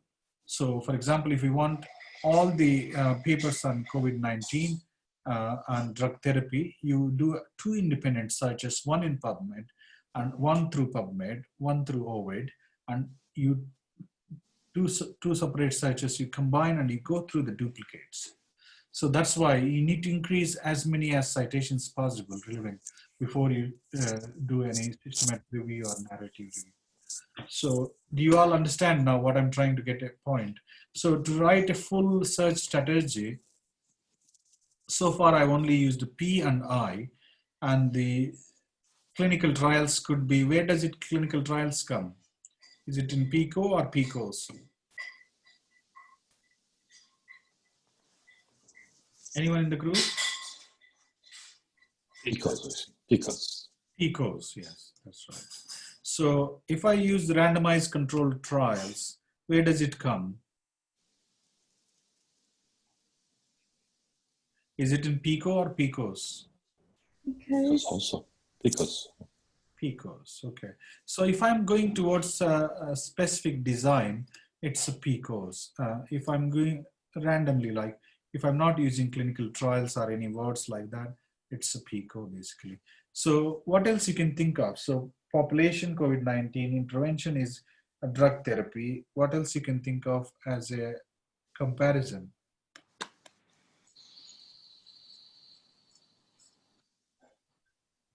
Comparison? Mortality? I'm just playing with the here. Mortality in the TI title page, let's say. Is mortality an outcome? Mortality is an outcome, yes. It's not a intervention. No, mortality is an outcome. Mortality, there are papers about 20,000. So if I got COVID-19 as a medical subject heading, so let me focus, like I wanted to 1 and 10, let me do that. So what will happen now? COVID-19 and mortality, reporting mortality papers, 32 papers are there reporting mortality. So decreased case fatality rate of COVID-19. So factors leading to high morbidity and mortality COVID-19. So all you see this, everything talks about mortality, 32 papers. So how can you all make it up? So sometimes we may use free text term, sometimes we use a mesh term. So I use mortality as a free text term because it can't be, no title will start with mortality. You see, all of them are starting with something else. So that's why, and some of them doesn't have the title as a mortality, but they used a word called fatality. So that's why I used a free text term. So we need to understand when to use free text term, when to use mesh terms. Most of the time for population group, I use the medical subject headings. For intervention, I may use, I may not use, because most of the interventions may not have medical subject headings. For the comparison, definitely free text terms. Okay. For the comparison, for comparison, my apology. For the comparison, it could be both. It could be clinical trials or randomized controlled trials or something. So we can use both free text term as well as medical subject headings. Clinical trials was not a medical subject heading, but let's see, RCTs is a comparison. RCTs, randomized, it must be randomized, must be medical. See, there you go. So for the comparison, it could be randomized is not free text term, it's a medical subject heading. Randomized is the word which is a medical subject heading, which is linked. So all the randomized controlled trials are linked to the word randomized. So I'm trying to see if randomized controlled trial is a publication type, is a medical subject heading. Not really. So it's the randomized is the word. So I'm now P is a medical subject heading most of the time. Intervention, most of the time they're free text terms. In the comparison group where you compare the clinical trials or randomized trials or prospective studies, sometimes it could be free text terms, sometimes it could be medical subject heading. So like for example here, randomized is a medical subject heading. Okay, and you can see that there are 20,000. So let me type 1 and 12. 1 and 12 is 4. There are 4 randomized controls trials on COVID-19. See? Hydroxychloroquine. Yeah. These are the 4 clinical trials, ICU, non-ICU, hydroxychloroquine and hydrocortisone. So there are 4 randomized control trials, you see? So that's how. So I create like this, and let's say we are looking at the mortality is only the outcome you're looking at it, and you want to write a systematic review on the factors affecting mortality and COVID-19. So we're going to use the factors, one more word. Let's say factors. Factors usually is the, let's say if it is a medical subject heading, it should give us anything there. If not, this SH is not working for some reason or the other. So let's use anything in the title. So yes, factors is there in the as a medical subject heading in the title pages. So I'll put 1 and 14.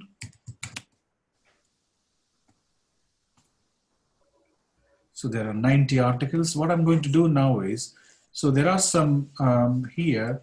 So expand, I'm going to expand. And you all see me that I started with COVID-19 in the title and COVID-19 free text term. I'm only using one in the step here, 1 or 2. Or when I'm using with other things like free text term, I'm only using filter between a medical subject heading and a free text term, medical subject heading and a free text term. Can you all see that? So here in the 5th step, I use number 1 and number 4. Number 4 is a free text term. Number 1 is a medical subject heading. So 1 and 4 I'm constructing so that I'll get exactly with the 2 COVID-19 and drug therapy exact number of citations here. So if you use 2 free text terms, you'll get multiple unwanted articles. So when you use unfilter, you try to get at least 1 mesh term and 1 free text term. Are you all understanding the logic I'm doing here? Does anyone in the group disagree? Somebody texted. Kamal Abisin, admit. Okay. Sorry. Are you all understanding each step by step? Yeah, please, we understand. Please talk. Please talk. Yeah, we understand. Yeah. The reason is COVID-19 is a mesh term, and I got fixed number of articles here, 9,966. They won't change. They won't change. But when you use a free text term, it will keep changing depending on your internet connection, depending on the number of articles has got open access and things like that.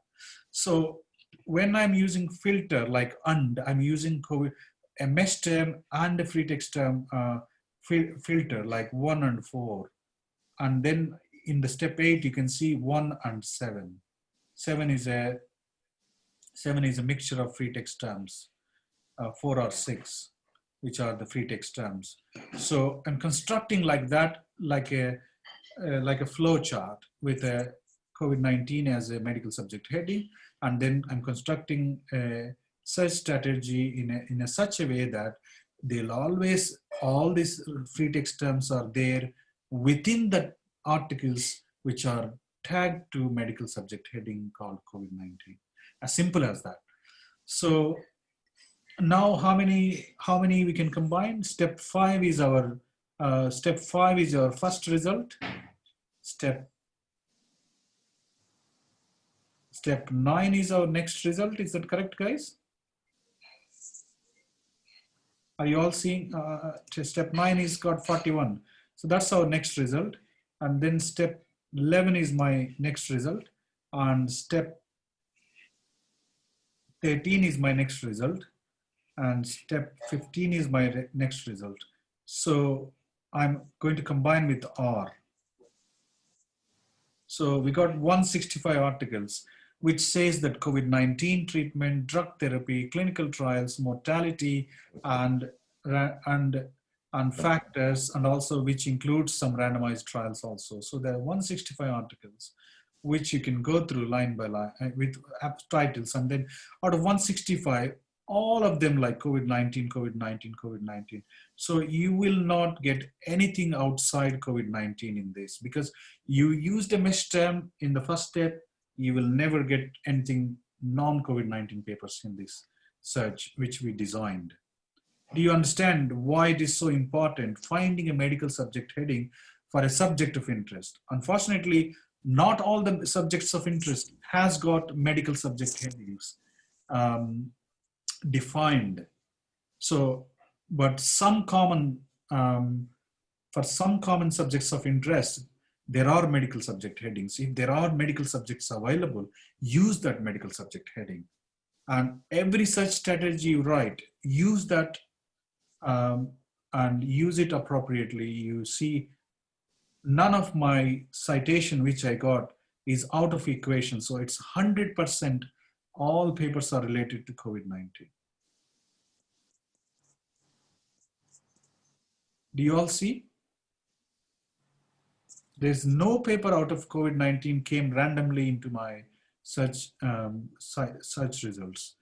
They are all specific to COVID-19. So you can see all the yellow COVID-19, COVID-19, COVID. So next step is, once you got your drug trials, drug therapy, clinical trials, and randomized trials all together, next step is you're going to export citations. To export citations, all you need is to do like this, export button is there, and export, and including search strategy, you write export here. So it'll give you straight away, it'll export. It'll download the citation list like this, and you can save it on your desktop. And it appears like that. I just want to show you how it appears when you export citation. It gives you full citation. It's taking some time to open. Sorry for that. So why is it taking time? Opening citations.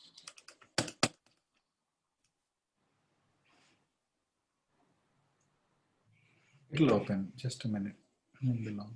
I want to show how the citations open. So, let me email the citations. So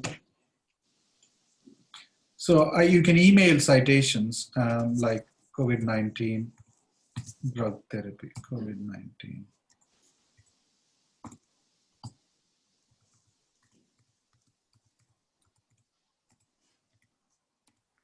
So I'm going to ask for complete reference and including search strategy, and I'll ask the OVID search engine to send me an email. So I will be receiving an email shortly, inbox, and is it my network is slow? It'll take some time to come, to be honest with you. Be patient. For some reason, sometimes it takes a long time. God, is it my network? Okay. It'll take some time. It'll come by the time we finish our session, I'll show you. So let's download that citation. So export function should work. For some reason, it's taking some time.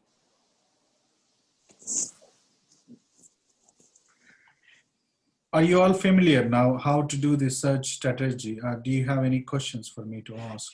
I know it's not easy as we see the citations are downloading.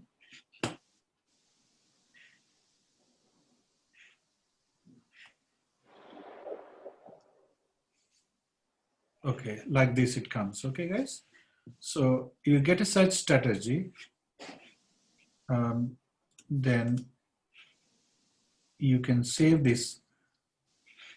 I wanted to zoom it. Okay. Sorry, my computer has become slow, maybe with lots of participants. So for some reason, my computer has become slow. Oh, God. I don't know why it is playing up. Okay. So there you go. So here it says database search strategy COVID-19, and all the steps we have written, like 1 to 16 steps and 165 citations. And then you can see the title of the article, and then there's a link for you to get the full text options, because we work through pay-per-view on the OVID. That means that it'll give you a link so that full text options, some may be free, some may be paid articles. So like this, you get all citations, full citation list of all 165. You can shortlist, and you can say this is not required, like cross it off, this is required. So you can make it, when you do systematic review, you can go through citations. And first is just looking at the citations first, or you can look at the abstracts. So like if you ask for abstract, full abstract will be there like this. This is full abstract, which I downloaded. Some of them has got abstracts. This is full citation with abstract. So either you can download full citation with abstract, or just a reference, so that you can go through the citations and filter your citations which are wanted and unwanted. So this is what is all about. Like if you use a mesh term, you will get all the articles related to your subject of interest. That is what I'm trying to get a point to all of you today. So last time we used the free text term COVID-19, but today we used the medical subject heading, and you see the number of results we retrieved are 165 on drug treatments and trials and mortality data. And some of them has got mortality data, some of them don't have mortality. The number of articles which have mortality data is with COVID-19 is only 32 articles. The rest, out of 165, there are 32 articles talking about mortality. So this is how you write, like here P is COVID-19, intervention is, I is drug therapy, and comparison is clinical trials and randomized. These are the two words, number 6, and number 12 step is comparison C, and number O, outcome is mortality. And also I'm looking something else like factors. Is it a PICO or something else? What is this factors word? Is it a intervention, or is it a comparison, or is it outcome? Anybody in the group? Kamal? Oh. Or anyone in the group? Could be a comparison. Comparison, you see? So comparison. Factors is a comparison. So drug therapy, is it an intervention or is it a comparison?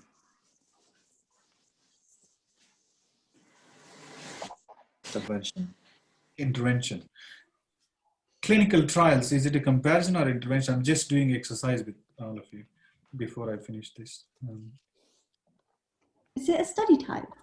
Yeah, study type. Clinical trials is a study type. So it's a, which one? Comparison, isn't it? Is it not S on PCOS? Yeah, in PICOS, yes, I agree with that. PICO? That's correct. You know, you rightly picked it. My apology. In PICO, because I'm not written PICOS here. PICOS is like if you use only if you only limit this number of articles to certain study type, it's PICOS. So shall I show you how is the PICOS I do it? Like for example, COVID-19 and 1 and 6. Sorry, I'm busy in the meeting. Can you call me later, please? So for example, doctor, sorry, I forgot your name, doctor. COVID-19 is a mesh term here. And if I use a clinical trial, 1 and 6 and randomize, then if I say use combine with, oh, why it's not giving me that? So let's say if it's not giving, so let's okay, 1 and 6 and 12.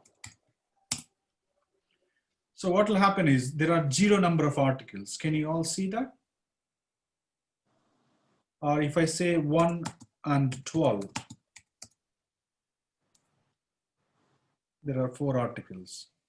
So what is happening is if I'm using sometimes the problem I'm facing with PICOS is like if I use study design as a filter, I'm facing the problem is the number of articles are, you see the step here 17 should have been at least 4 articles, right?